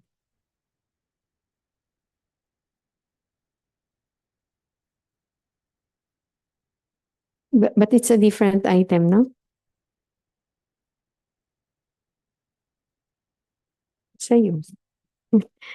We have a proposal, we have a modification to the proposed amendment.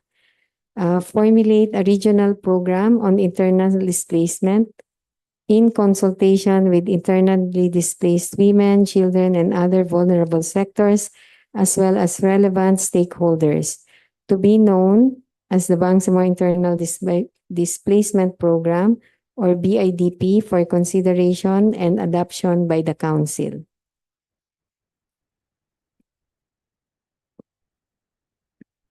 Okay, formulate a regional program on internal displacement in consultation with internally displaced women, children, and other vulnerable sectors, as well as other relevant stakeholders. Pero ito medyo awkward. To be known as the Bangsamoro Internal Displacement Program. Okay, ganun na lang.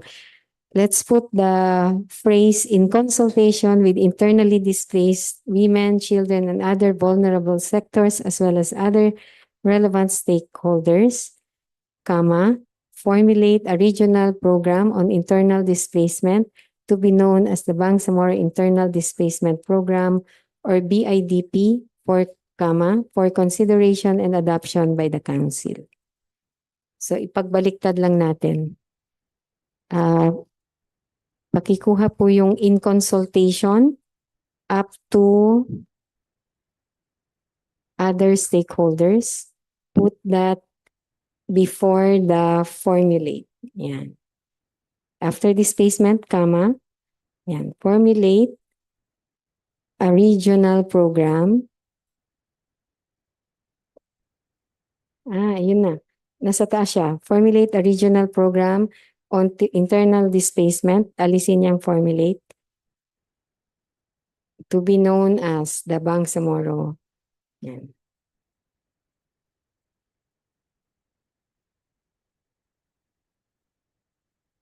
For consideration and adoption by the Council.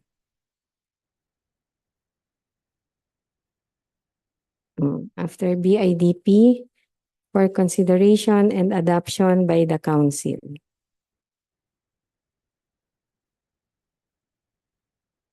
Yeah. Okay, take out the comma after BIDP.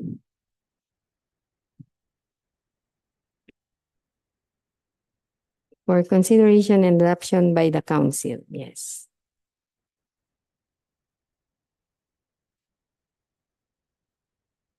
Meron bang ganyan? The BIDP?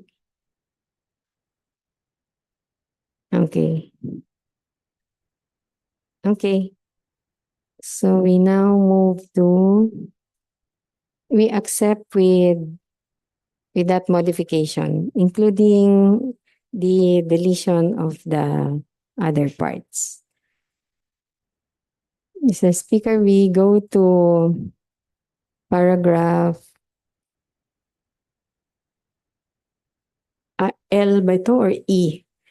Instead of develop, the proposal coming from MP Ampatuan is to use observe, and then observe vertical and horizontal coordination, and then delete mechanisms. We accept. Meron pang iba. Bakit naglaptaw? And then there's a proposal coming from MP Ramos to add, coordinate closely with the Bangsamoro Actually, rapid yan. Rapid emergency action on disaster incidents or ready to ensure complementary efforts in addressing displacement caused by disasters and other emergencies. We accept, Mr. Speaker. Anong letter na tayo, Mr. Speaker? This one is a new one. There is no letter yet. Secretary, take note. Mr. Speaker, may letter F pa ako. Ayun. Sa baba. Mm-mm. Oh, sige, sige. Monitor the development. I'm not sure where the, we'll just renumber everything. But I'm not sure what the amendment is on letter F. Letter F, change the word oversee to coordinate. Because this is just a division. Saan ang letter F? Hindi yung monitor. Hindi. Nanyan dyan sa baba. Nauna nga yung ano eh. Okay. Diba? Yung monitor, wala, no? Yung monitor ay nasa baba pa yan. Okay, but there's no amendment. Parang it's the same. Ano ba yung monitor? Wala. Walang amendment sa monitor. Yeah.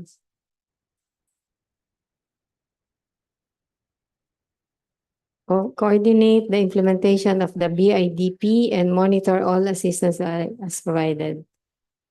Yes, we accept, Mr. Speaker. Andun naman yun sa taas. Secretary, take Ay, iba note. pa. Okay. So we go to another letter, originally letter I. Assist and coordinate through the BHRC and National Commission on Human Rights.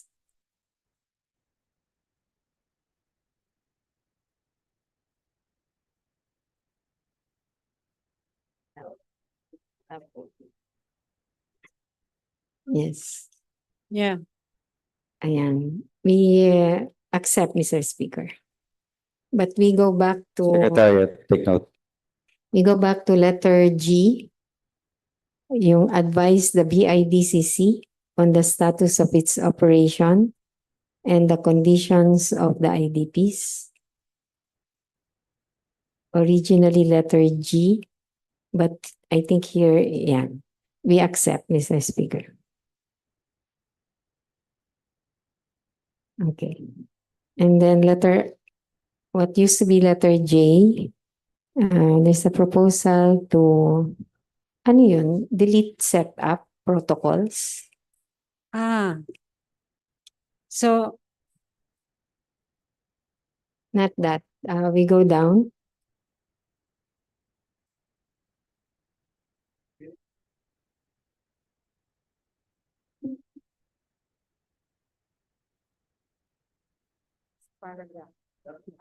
Sorry. Before that enumeration, there's an opening paragraph to read. Maybe we request MP Ampatuan to read the opening paragraph. yeah, operationalize the policies issued by the council such as colon. Okay. Yun pong nasa I dun sa right. There's an opening paragraph. So bago mag-I, Doon Sa sa taas. pinakataas, sa pinakataas. Hindi, No. Same Before, box. after my name. After my name. Yan. Gawa ka dyan, yeah. Parang dito sa akin, letter K. Letter K. Sige, kunwari letter K siya. Operationalize the policies issued by the council such as. Tapos yung first I, delete the word setup. Ayan na siya. Then pangalawang I is yung nasa baba. standards. Oo. Okay. We accept, Mr. Speaker. And then, same with sa baba. Then we go to what used to be letter M, I think. There's a proposal, natanggap na ba to? To change the word ensure with adopt. Wala pa. We do not accept, Mr. Speaker. Kasi how do we adopt participation? So we say ensure Yan, yan. multi-stakeholder Yeah. participation. Yeah. Sige. So we do not accept, Mr. Speaker. Yes, I will take note. We go to the letter Pero G. papalitan. To letter G, I'm not sure what the amendments are. Letter What used to be letter M, November. November. Performs at sa other functions naman dito sa akin. Or yung monitor and assess efforts. Wala. Wala, no? Okay. Pero yung letter I, provide secretariat services. Nasaan na ba yun? I might have missed it. We can include it here. Just dictate na lang po. Hanapin natin doon sa right side. Yung convene. Ano ba yung convene? Convene. Letter I. Letter I doon sa kabila. Ayan. Ayan yan. Convene. Okay. Ayan yan. Nagkagulo na sila. So instead of convene, Provide just provide secretariat services to the to council. the council. We are amenable to that, Mr. Speaker. Is it not act as secretariat to the council? Pwede rin.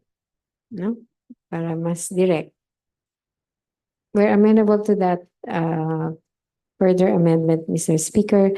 Act as secretariat to the council. Pero services yung pinag-uusapan. So, kung act as secretariat to the council, it might pertain during the meeting, but the other services that will be provided to the council might not be part of it. Or we can say act as secretariat to the council and provide support services thereto. Pwede. Provide support services thereto. Okay. I think we've covered all the powers.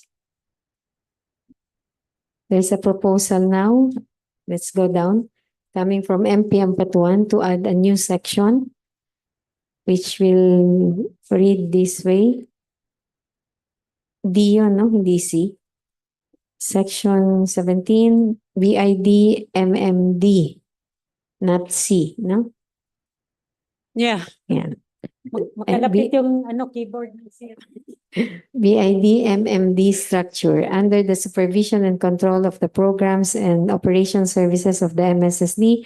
The BID MMD is headed by a division chief.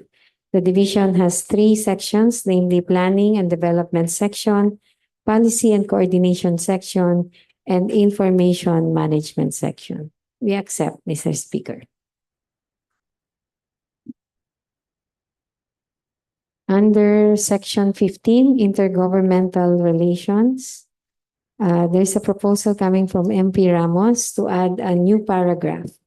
The Bangsamoro government and the national government shall establish protocols and mechanisms to facilitate coordination and collaboration in addressing displacement caused by armed conflict and huge-scale disasters. These protocols and mechanisms shall promote efficient and effective responses, ensure completion of efforts, resolve issues, and foster cooperation between the Bangsamoro and national government entities while respecting their respective mandates and jurisdiction.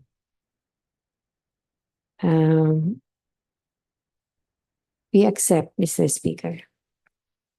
Secretary, take note.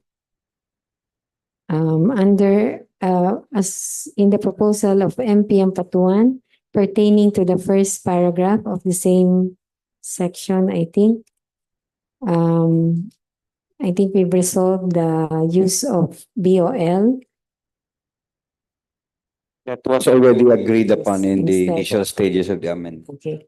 And then delete the phrase agencies and offices. And then again, the 1987 Constitution. We accept, Mr. Speaker. Hindi ba ito naulit? And then for the second paragraph, the Bangsamoro government To change the barn. Parang ito, no? Parang naulit nga Oo yan. nga. Parang gusto ko nga yung delete eh. Ano, inulit lang. But there's a paragraph that's not new. Hindi, baka hindi. Yung second paragraph, hindi. Hindi. So the BARM, instead of BARM, the Bangsamoro Autonomous Region, and then instead of there, use the word the before the word implementation. Delete existing and prospective and use there instead. Again, Bangsamoro Autonomous Region instead of BARM. And then CHR instead of Commission on Human Rights. And welfare welfare and instead of human. We accept, Mr. Speaker. And then for the third paragraph, there's a proposal to projects with add an S to the word project. This refers to Task Force Bangon Marawi. We accept, Mr. Speaker. On general provisions, section 16 coming from MP Alamia, there's a proposal to add the phrase programs ensuring transparency and full participation of IDPs in decisions important to them, especially in their durable solutions. We accept, Mr. Speaker. And then coming from MP Ramos in the same, for the same section,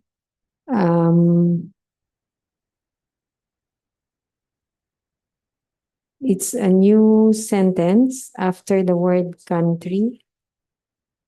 The BIDP shall be designed to be flexible and responsive, enabling it to adapt to the unique circumstances of each displacement situation. We accept, Mr. Speaker. Okay, malapit na po. And then there's a new section proposed by MP Ramos to be named Transitory Provision. The existing Marawi Rehabilitation Program, capital na lang po yung R and P, shall continue to operate and implement its mandate alongside the mechanisms established by this Act. And then yung Act, capital A, the Local Internal Displacement Council. I think we agreed on council instead of coordinating, putting coordinating. A LIDC of Marawi City, capital C, once established, shall coordinate closely with the MRP to ensure the complementation of efforts in addressing the needs of IDPs from the said city. Next paragraph, the annual budget allocation for the MRP shall continue to be provided for the duration of the MRP's mandate. These provisions shall remain in effect until such time as the MRP's rehabilitation objectives are achieved and the program is formally concluded by the appropriate authorities. Upon the MRP's conclusion, any remaining function essential to supporting Marawi IDP shall be fully integrated into the framework established by this Act. Mr. Speaker, may I have 1 minute? Yeah.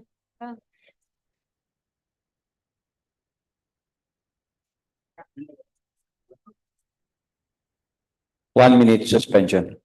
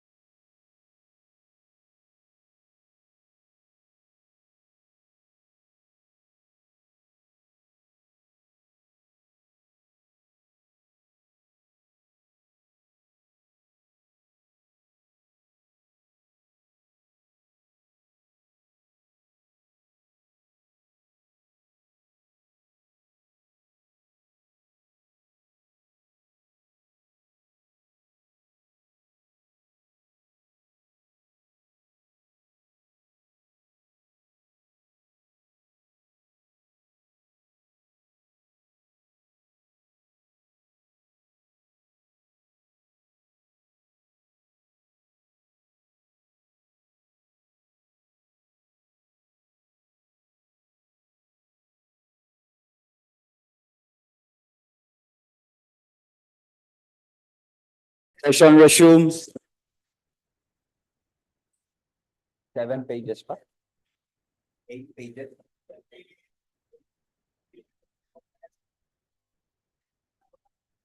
And dito pa. Proponent, and may we recall the other sponsor of the amendments to listen to the proposal of the proponent. Thank you. May recognize the Minister of the Social Services and Development to continue, and for the proponents of the amendment to consider what has been proposed by the Minister. Thank you. Okay, Mr. Speaker, we will give more time to the proponent of the amendment to study the counter proposal, and we can move on to the other sections first. That is your prerogative. But we are suggesting that we would like to suspend already because it's 5 o'clock in the afternoon already. Wala ako bukas. Okay, you proceed. Okay. Bye ka.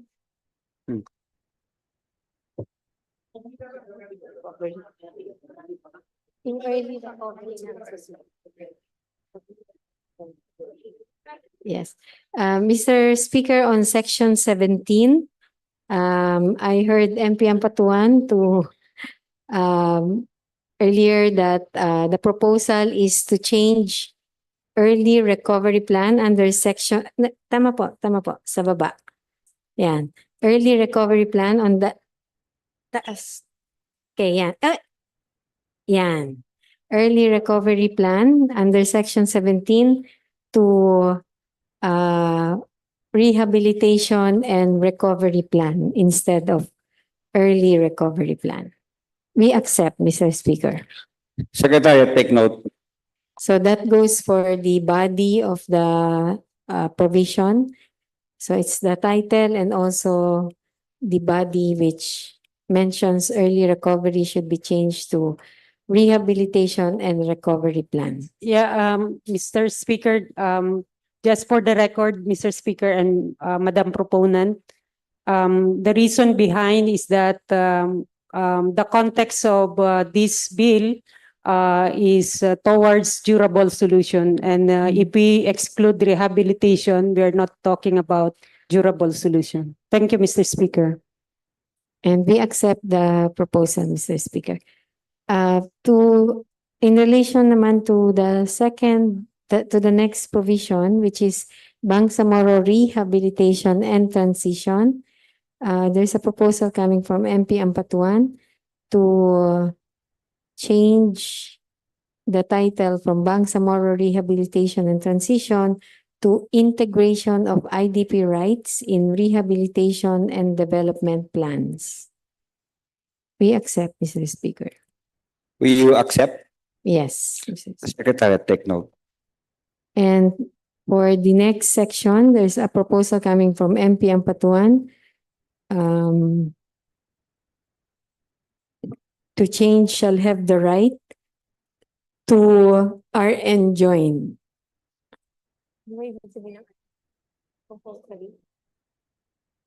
Okay, are urged. Okay. In that case, we accept, Mr. Speaker. And then to add the word persons after this place, we're amenable to that, Mr. Speaker. And to take out unfriendly acts, or we're amenable to that as well. For the next paragraph, there's a proposal to add such as Republic Act 11-148. We do not accept, Mr. Speaker. We propose a modification so that it reads relevant domestic laws, including regional laws, without mentioning the specific title of the law or the executive order. And then to delete the acronym of do no harm, we're amenable to that, we accept. For the next paragraph, there's a proposal to delete prohibiting from committing acts and instead use reminded of Philippine laws. They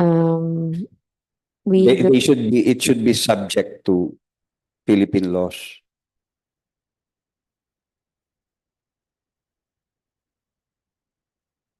Are subject to, such organizations conducting operations in emergency-related areas or are directly or indirectly interacting with the IDPs are subject to Philippine laws. Philippine laws on sexual exploitation.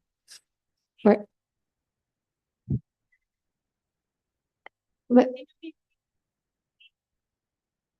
yes, but these are criminal laws. Yeah. They are really prohibited. They are Yeah. not just reminded. Yeah.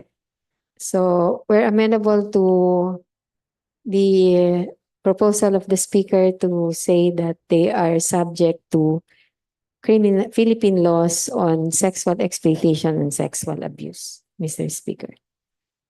And then, saan nakuha na? We do not accept that. Yan. Tapos, sa baba, subject to, yes. And then, yung humanitarian aid, we're okay. We accept yung humanitarian aid sa last paragraph. And then for section 20, here there's a proposal to add and in compliance with related laws such as Republic Act 11148 and Executive Order 51, same position, Mr. Speaker, we do not accept. But we're okay with the inclusion of the word agencies after national and units after government and the deletion of agencies and we accept. On halal compliance and humanitarian assistance, we accept the proposal of MP Ampatuan to add Muslim before the word IDPs and then to use Bangsamoro Autonomous Region instead of BARM.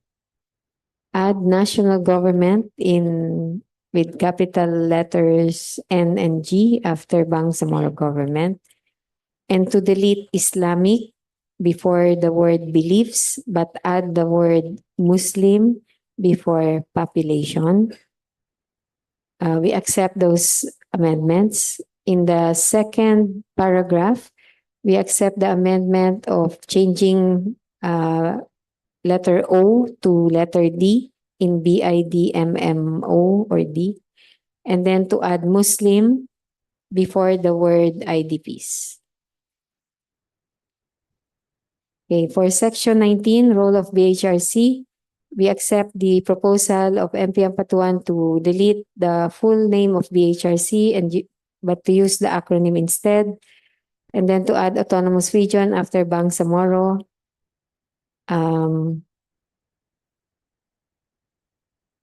then for the second paragraph, use promotion instead of respect and use the acronym of CHR rather than its full name and add the word the before sharing. At the same time, Mr. Speaker, in the first paragraph, we see the need to insert the word the before relevant.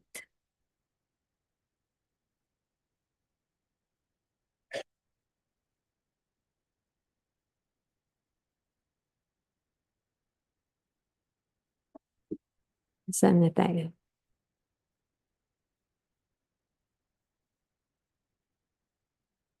So in short, inaccept po lahat. Tapos meron pong kailangang malagyan ng the sa first paragraph, yung perpetrators under the relevant provisions. Sa first paragraph.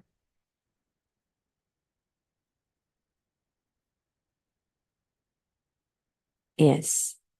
Thank you, Mr. Speaker. We go to section 20. Wala naman yata.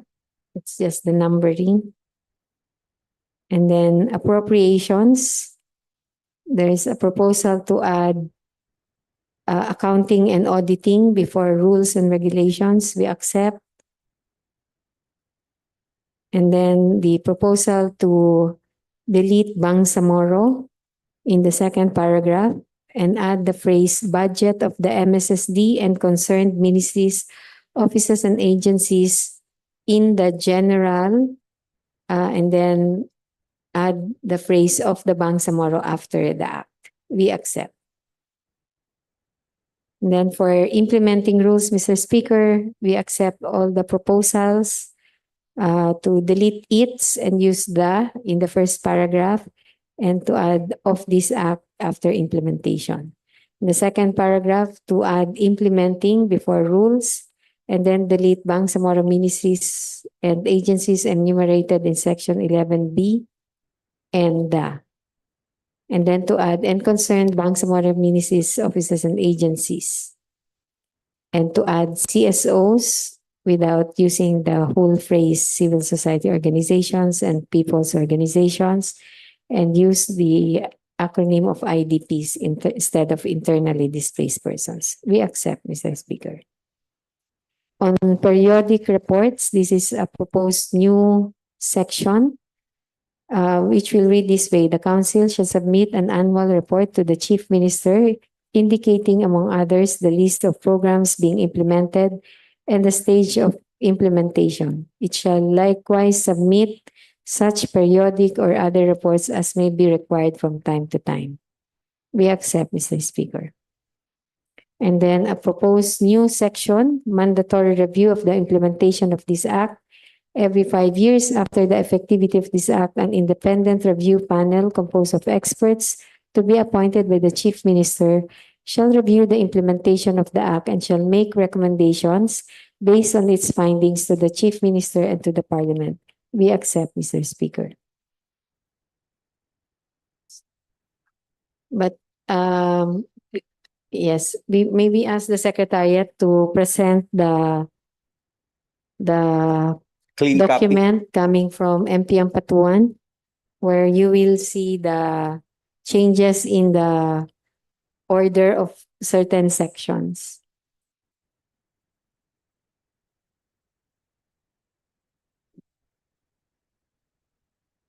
And then we will go back to MRP. Can we also look at the section involving the BHRC? BHRC. Yung ngayon lang, Mr. Speaker, the Yes. one that was just flashed. Yes, I think that's section 20. Mhm.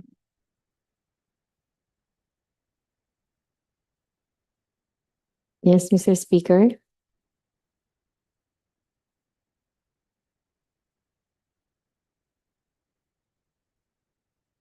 Role of the BHRC. So yun muna, that we go through that first. Paki-flash po, sir. Yung section, I think on the BHRC, the role of the BHRC. yan, section 22, maybe the next one. Yan.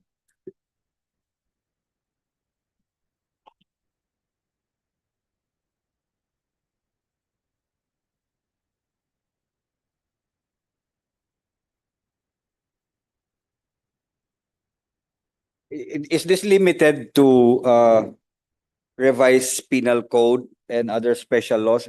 Are there no international laws that the BHRC can predicate their complaints or investigations? So I think, Mr. Speaker, we do have our own local laws or domestic law on international humanitarian law, genocide, and acts against humanity. But this will have to be filed between, here. yeah, as the well, local because- prosecutors. Yes. So you mean to say whether the option to file elsewhere Yes. in international courts is still open? I think that's still one of the options, Mr. Speaker. So is there a proposal to reflect? I don't that? know how to formulate the language here. I would like to ask our human rights lawyers here, Attorney Arnado or Attorney Jury will formulate the language there.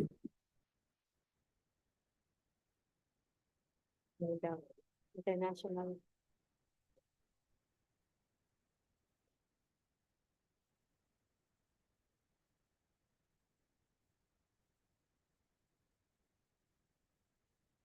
Or we can just agree based on record, what? 1 minute suspension.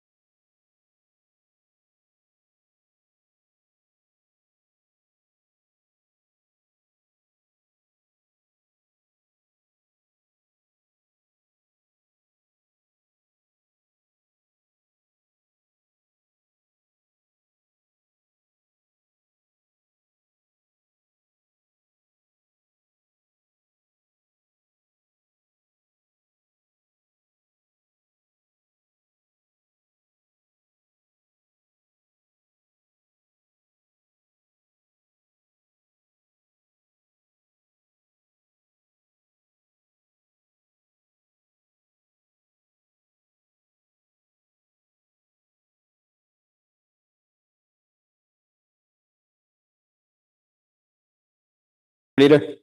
Mr. Speaker, pertaining to the role of BHRC, we propose that we add a sentence after special laws in the first paragraph to read this way. It may likewise pursue cases, pursue remedies, sorry, using international conventions, under international conventions.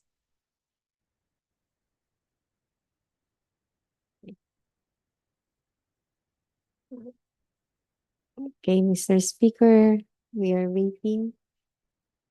Ay, oo. And then the outline na lang ni MP Ampatuan, yung first page daw ng submitted proposed amendments. Ayan na.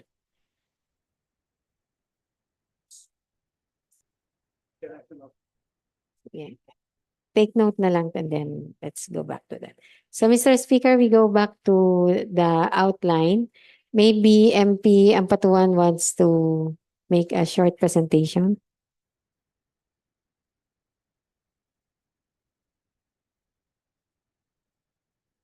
Ibuo lang na 1 page. So I propose that we move the Section 11, now Section 11 and Section 12, taken from Chapter 4 because this one is related to the protection and promotion of the rights of the IDPs. We talk about the programs and we talk about the plans of the LGUs. And on the Chapter 3, we also move two sections coming from Chapter 4. Actually, these are all coming from the general provisions. But for me, these are specific provisions that are related to each of the 2 chapters. No? So Section 19, for example, talks about the role of the BHRC, and it's part of the intergovernmental and interagency coordination. And Section 20, as proposed, talks about the role of the local government units. So the proposal is to move the 4 sections, Section 1, 2, 7, and 8 from Chapter 4 to Chapter 2 and Chapter 3, Mr. Speaker.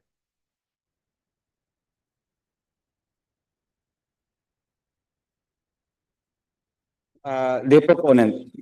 Mr. Speaker, just a point of clarification on Chapter 3, because the title is intergovernmental. That means different layers of governments. And then for interagency, my understanding is it's more horizontal, no, across different agencies in the same level. But we see that included in Chapter 3 are specific offices like BHRC acting on its own mandate. And then I'm not sure about how we treat the BIDMMD because Yeah, it's a it's- division in the ministry.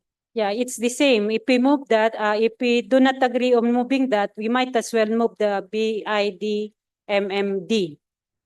Yes, Mr. Speaker, I'm just asking whether we can change the title Yes, so that to it can capture intergovernmental, interagency, but also individual agencies. But so it would be maybe mechanisms or something. IDP structures, IDP structures and intergovernmental interagency, Mechanisms. intergovernmental mechanisms. Yeah. Wag na yung coordination. Mechanisms na yun. Intergovernmental mechanisms. Yeah. Kasi yung coordination and cooperation, it's part of it. Yeah.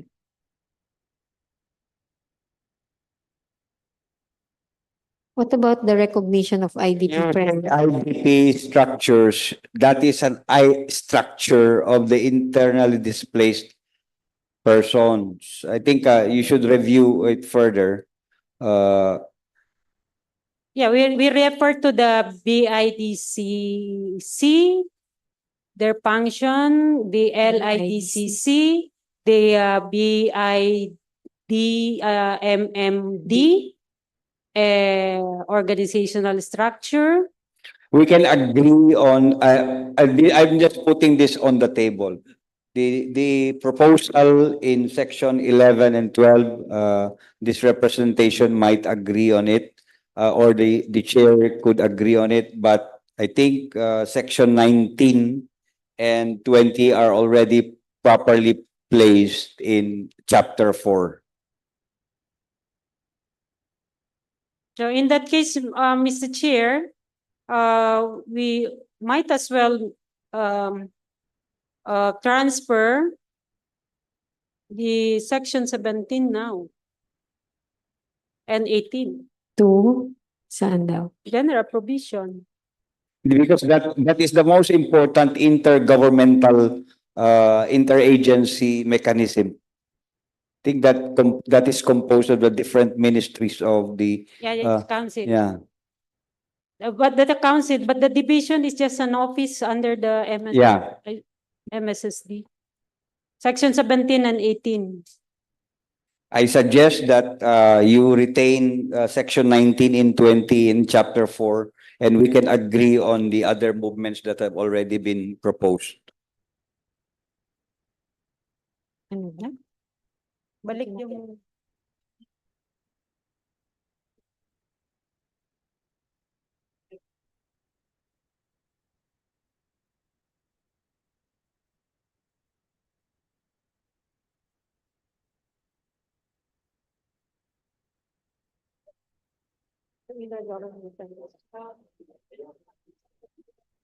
One minute suspension.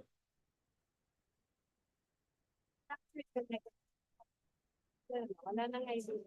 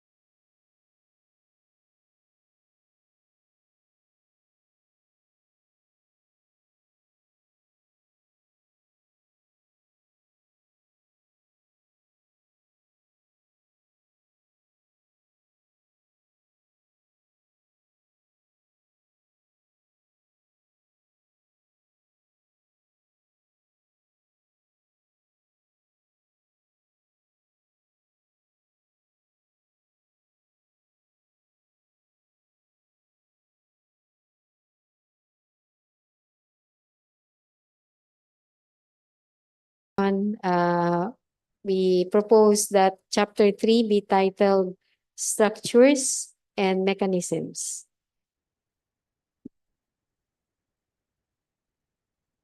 Okay. And then we Tanggal na yung propose also to move sections 19 and 20 to general provisions. balik na lang. Yan na siya. And Mr. Speaker, everything that talks about the early recovery plan should be replaced with early recovery and rehabilitation plan. Or maybe, can it be recovery and rehabilitation?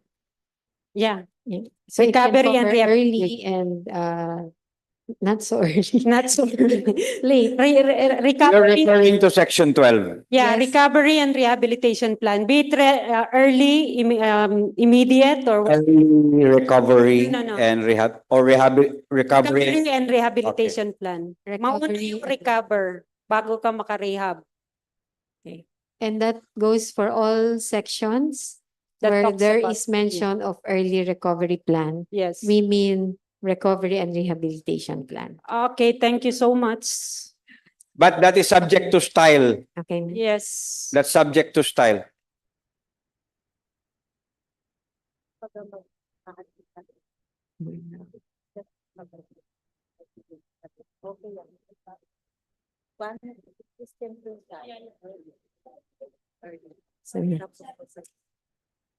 Okay.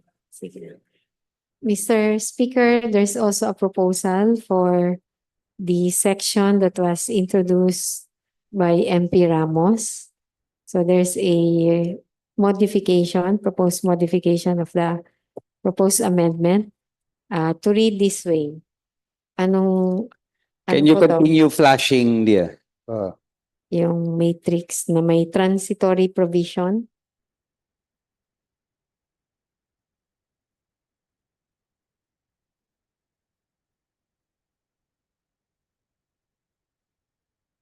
Yan.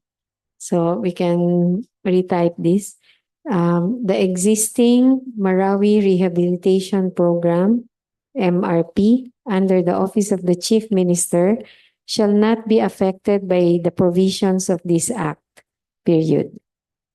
The Local Internal Displacement Council, LIDC of Marawi City, once established, shall coordinate closely with the Project Management Office, PMO of the MRP to ensure the complementation of efforts in addressing the needs of the IDPs from the said city. Provided that the LIDC Marawi City, in coordination with the MRP PMO, shall formulate a recovery and rehabilitation plan. RRP. Ay, hindi na type.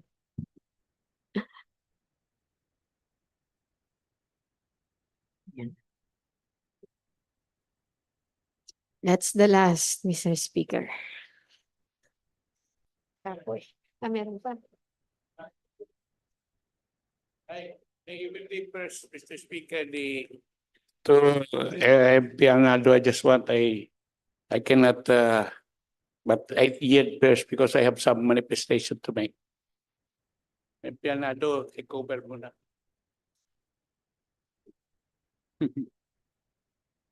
Ikaw yun, meron na. Para ka-recognize na. I think you can make your manifestations even without, It might continue, so I might. we can allow you to express your manifestation. Thank you, Mr. Speaker. Thank you for that recognition. My only concern is when we legislate, that should be general in scope and coverage. We might be very selective. That might become a precedent. That other people, other communities might say there should be a program for us, but it should not be covered by the general law. So that is my concern. Generally, legislation like this must be for all. And there should not be specific provision targeted. Although I understand that we have to continue the MRP, but that should not make it be explicit in the law, which says that this law does not cover MRP programs because it is still a coverage under the legislation by the Parliament. I would like to add more exception. That is just my point and observation. There might be observation on legislation made by the Parliament that becomes more, let's say this might be segregating areas for purposes of convenience. And I do not like that would become the basic perception of what our Parliament is doing. Just for the record, I just would like to manifest so that I can escape any liability for any approval of the law which carries that. Thank you, Mr. Speaker. Noted.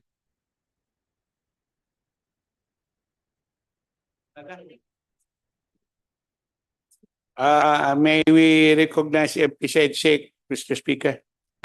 The gentleman from Lanao del Sur is recognized. Thank you very much, Mr. Speaker. This is about the grievances and Marawi seeds. So, ito po ay magsasalita ko dito, manifestation, dahil gumagawa tayo ng batas na para baka pwedeng ma-reflect. Similarly, in general, problema yon yung nangyari sa Marawi City. Hanggang ngayon, ginagawa natin kung paano sila makarecover. Kagaya din yan ng Bangsamoro grievances. Habang hindi mawala yung grievances ng Bangsamoro, we are continuing our legal struggle. Kagaya yan, as a Maranao from Lanao del Norte and Lanao del Sur, Lanao region, ang concern namin ay ngayon nakikita natin na Marawi na hindi fully recover. Umalis na dyan yung national, ang TFBM, Task Force Bangon Marawi. Tiniting na hindi pa natapos yung program. Si Chief Minister, gumawa siya ng under the Office of Chief Minister, kasama pa yan sa 12 agenda, itong Marawi Rehabilitation. So, ang manifestation ko, habang hindi natin makita, ma-assist na nakarecover na ang Marawi, yun ang oras na gagawa natin ng paraan na itong ginagawa natin na measure, hindi ma-stop yung initiative ng Marawi Rehabilitation ngayon. Ibig sabihin, mag-reflect dyan na habang nakikita natin na hindi pa fully recover ang Marawi, so functioning na ang itong Marawi Rehabilitation Program. Yun lang po, Mr. Chair. Assalamualaikum. Yun na lang. Mayroon na. May we call back may we know if there are still amendments to be considered? Mr. Speaker, Before we close, Mr. Speaker, I'm asking the proponent. Mr. Kung may Leader, amendment pa.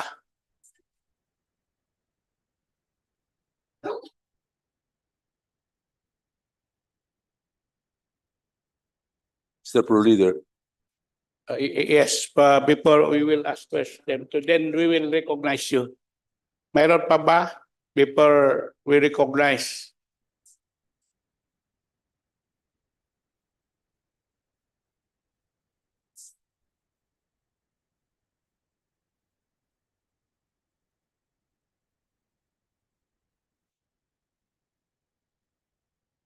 The Speaker, 1 minute suspension to allow the ladies to. 1 minute suspension.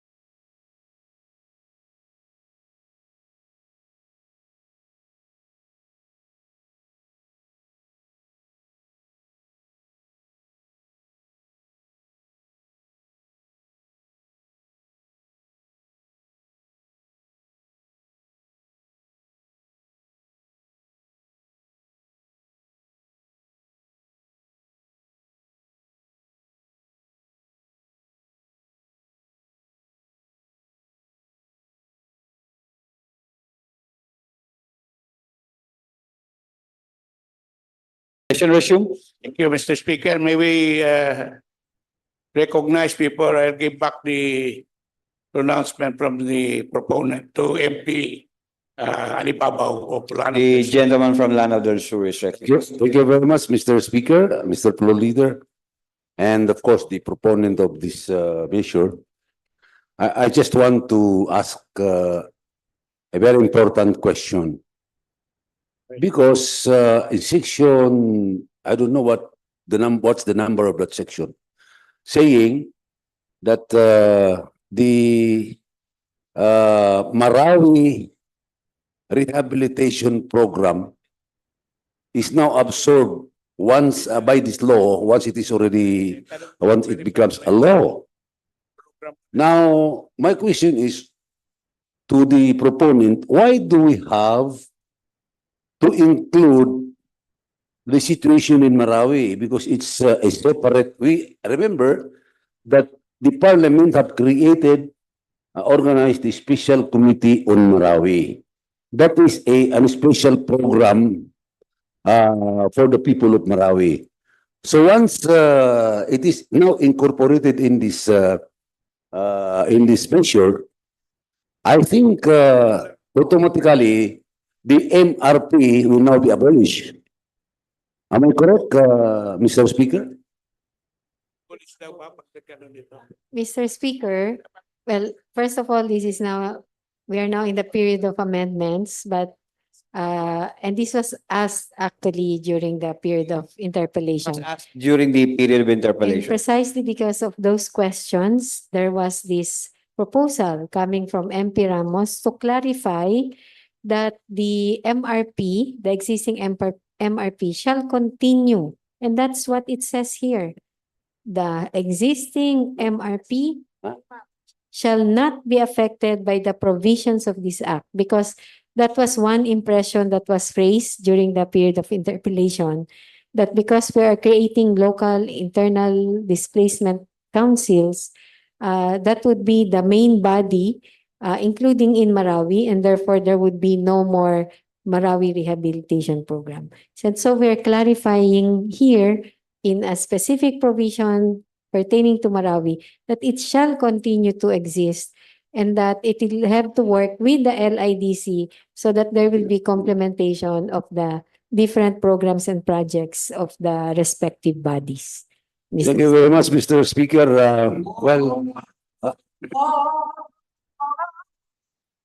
Just move to suspend, Mr. Speaker.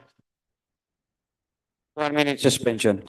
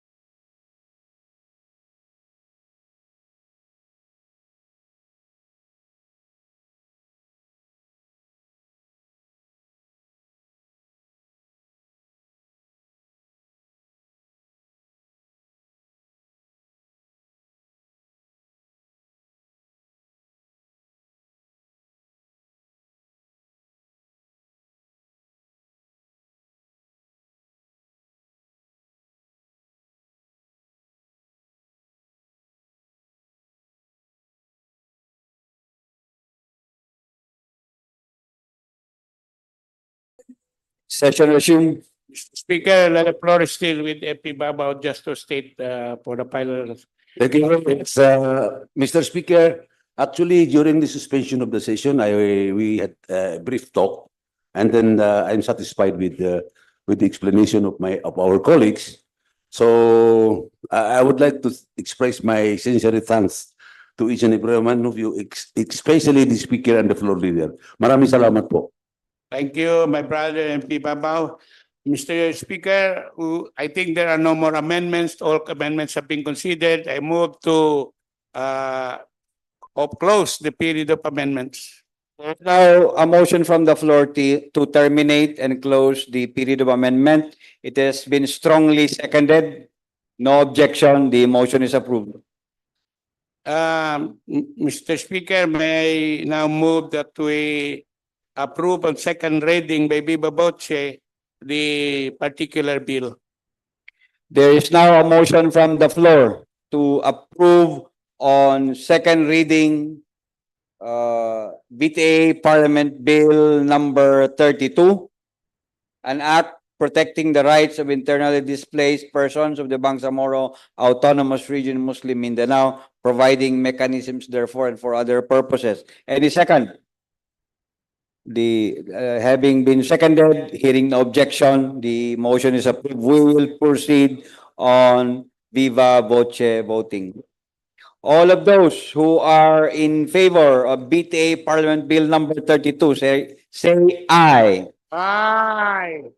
Those who are against, say nay. The ayes have it. BTA Parliament Bill number 32 is approved on second reading. Mr. Speaker, there being no other matters to consider, I move to suspend. Bukas meron pa ba? Meron pa pala. Anyway, I'm sorry. Wala ko.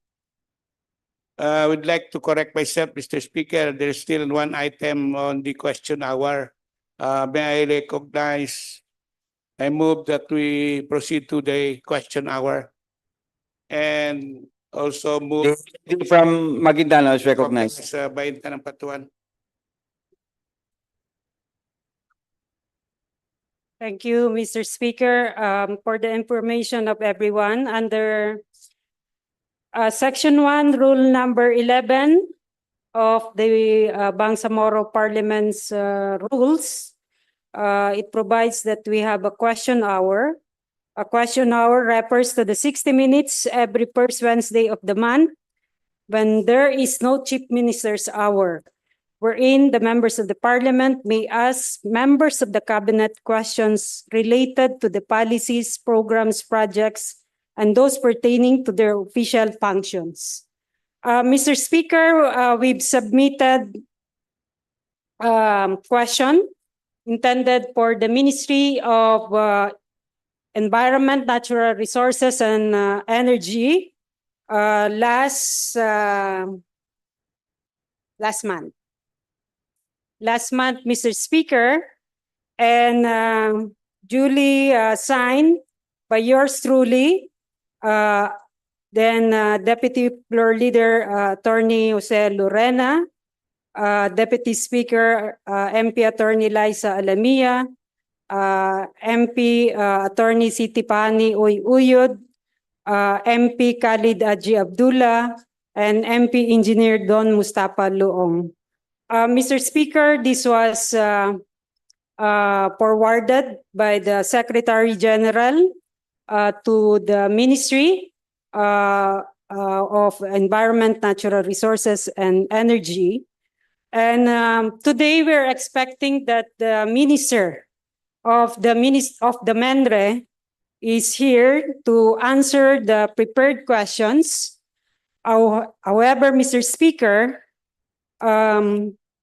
there was a letter addressed to the Secretary General that the Minister cannot be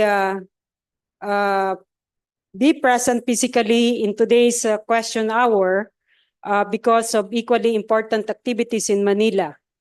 Mr. Speaker, under the rules, when there is no Chief Minister, it should be the Cabinet. And therefore, Mr. Speaker, we cannot allow, as Parliament to question a representative coming from the representation of the MENRE. And therefore, Mr. Speaker, I am proposing that we will reschedule this. After all, we still have a session next week, Mr. Speaker, so that we will give ample time for the MENRE to answer, especially the minister to answer the questions, the prepared questions provided to them as early as last month. Thank you, Mr. Speaker. For the record, questions have already been sent to them. Yes, Mr. Speaker, there was a 3 pages document that were sent by the Secretary General, and I think they are ready. And one of the prayers of this question hour is for them to prepare a PowerPoint presentation for the members of the Parliament. With those questions already propounded, will the lady from Maguindanao accept written answers? We prepare personal physical appearance of the members of the Parliament to this question. Duly noted. Secretariat, take note that to reiterate the invitation to the Minister of the Environment and Natural Resources and Energy. Thank you, Mr. Are there any other matters? Mr. Speaker, there are no other matters. May I move to suspend the session until tomorrow.